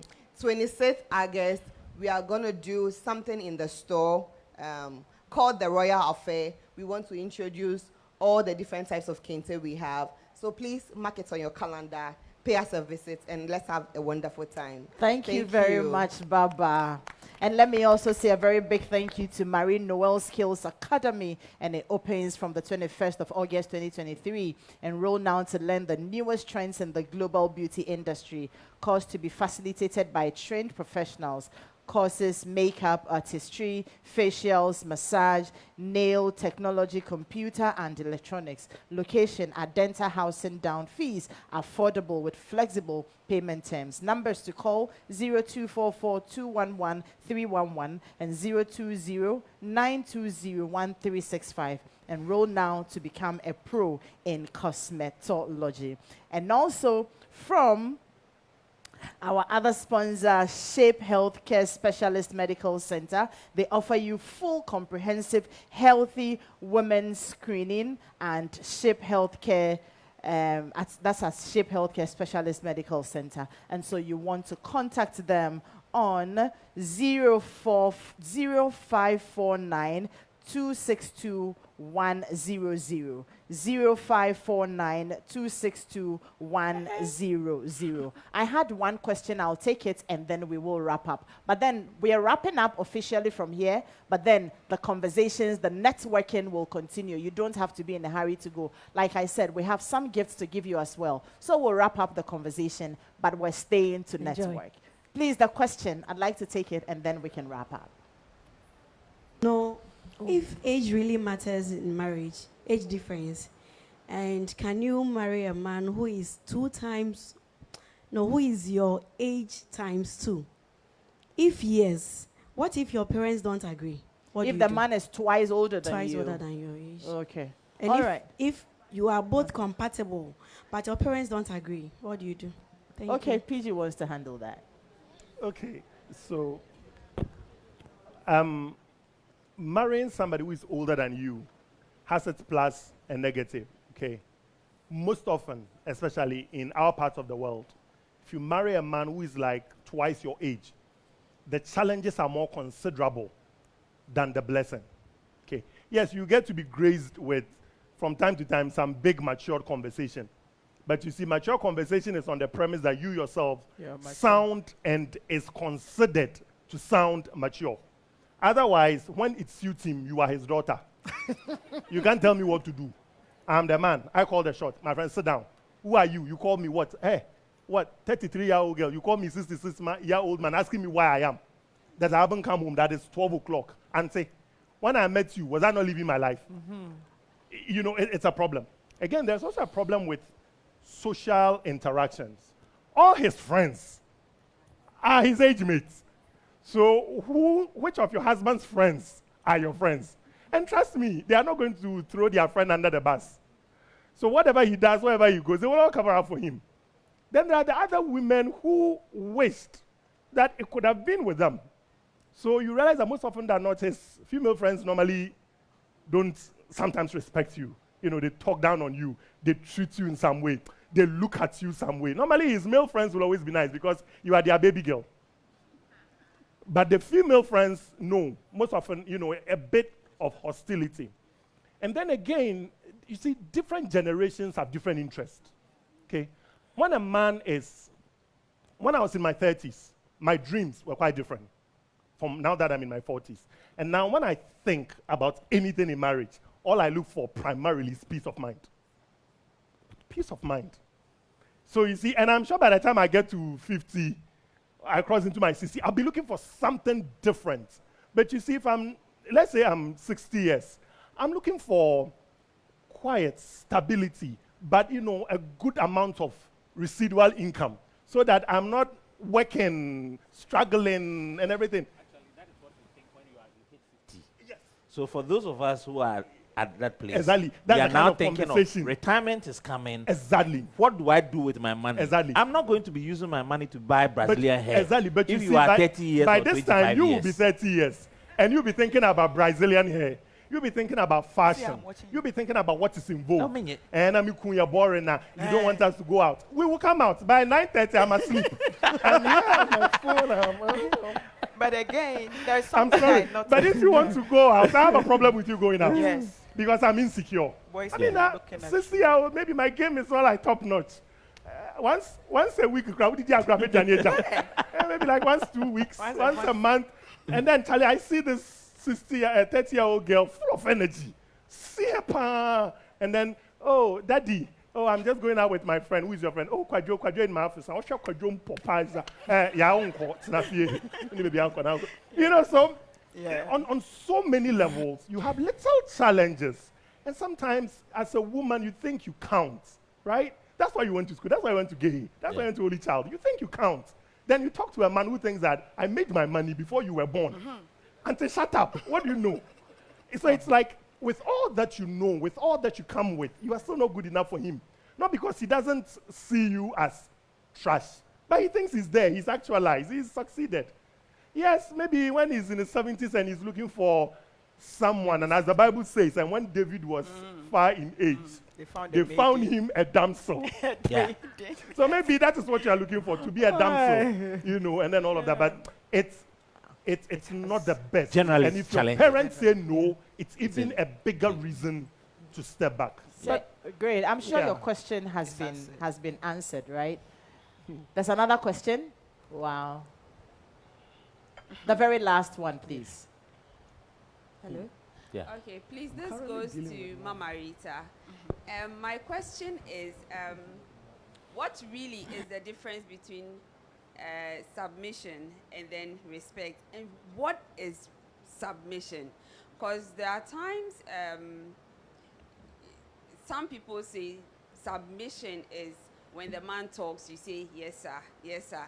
You are giving him food, you kneel down and give him the food and all that. So I really want to know what really is submission. And then what's the difference between submission and respect? Thank you. Thank you. Unfortunately, I didn't have too much time to really go deep into it and all that. So if you listen to me very well, submission is not degrading. Submission is not losing your voice. Submission is not losing your opinion. But what submission means, number one, respect. Number two, if you want to speak, you speak with respect. If you want to bring out an opinion, you bring an opinion with respect. I always say that, yes, the man is the head, but in everything you communicate, you talk. When my son was about to go to school, my husband felt that we needed to let him mature a bit before he went into nursery. I felt that he could go into nursery. I mean, it's something we discussed. At the end of the day, we couldn't reach a compromise. And because we couldn't reach a compromise and he was heard, his decision was carried out. So this is what we say when we talk about submission. Submission doesn't mean that you don't talk in the marriage. Submission doesn't mean that you are the one doing all the cooking, doing all the ironing, doing all the washing. That is what we are saying. Submission is not the one that you are calling him boss or guy. You can say it. I say it when I want money from my husband. You know, even with God, if you want something from God and you go to God and you worship him first, you are sure that he will listen to you. So there are strategies, but that doesn't mean that you are a servant in the relationship. When you have to talk to him, you have to kneel down. If it's your style and that is what you want, you think that that is what will get his attention, that's fine. But please, don't submit to the extent that now you are losing your own identity. No. Great. Submission just means respecting him Thank and you giving him very his role much. as the leader. Thank you. And a round of applause to all of us. We have had a good time, haven't we? We have had a really good time. I will quickly give all of us 1 minute, and I'm timing it 1 minute to make your final points. I'll start with you, Ariel. 1 minute. Wow, it's been such an insightful session. Thank you, everybody, for coming, and congratulations to you for making the time to come. Personal development is what I want to wrap up with. And when we talk about personal development, it's not a one-sided thing. Recently, I had a conversation with a lady who is going out with a disabled person, and she said, I've come to realize that... Real 30 seconds. 30 seconds left. What we want in men is not just sex as women. We want a man who is intellectually well, a man who is also bringing something onto the table. So we want to see all the men now coming out for these programs so that all of us can develop holistically. Then when we meet, as Uncle Ebo said, it's 1 and 1, not half and half. We all need to develop and come together to become Mr. and Mrs. Thank you, PG. What I would say is that for every person sitting here, there is a potential another person who could be with you. So if you go and you see a guy and say that I am the best woman for you, understand that beyond you there are other women. If you see a woman and you say that I'm the best man for you, remember there are other men. And so whatever it is that you have to give to this person to feel that they made the best of choice, do.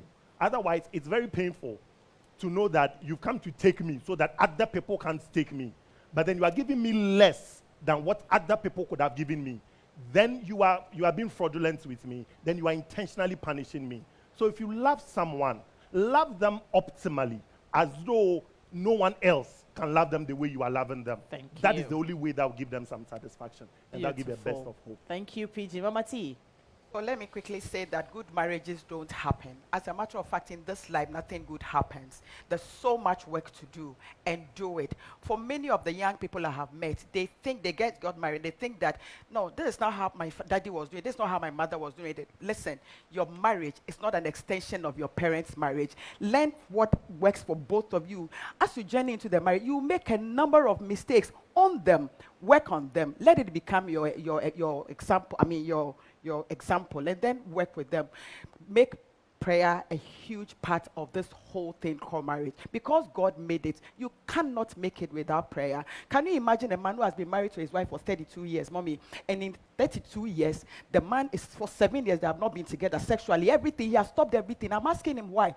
A prophet said my wife is a witch. I said, since when did you know? And on this, many things are happening. Please, if you want to build a marriage, build an airtight marriage. Even God cannot separate you. Amen. Thank you.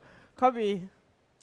Okay, so I would say that there's a time and a season for everything, Ecclesiastes.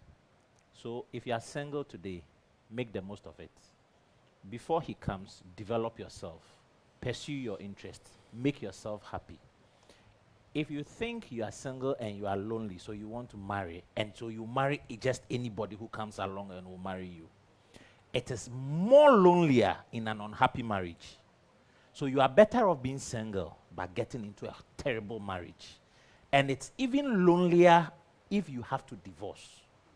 So if you get into the marriage, be prepared to be selfless and be prepared to show gratitude to whoever you choose.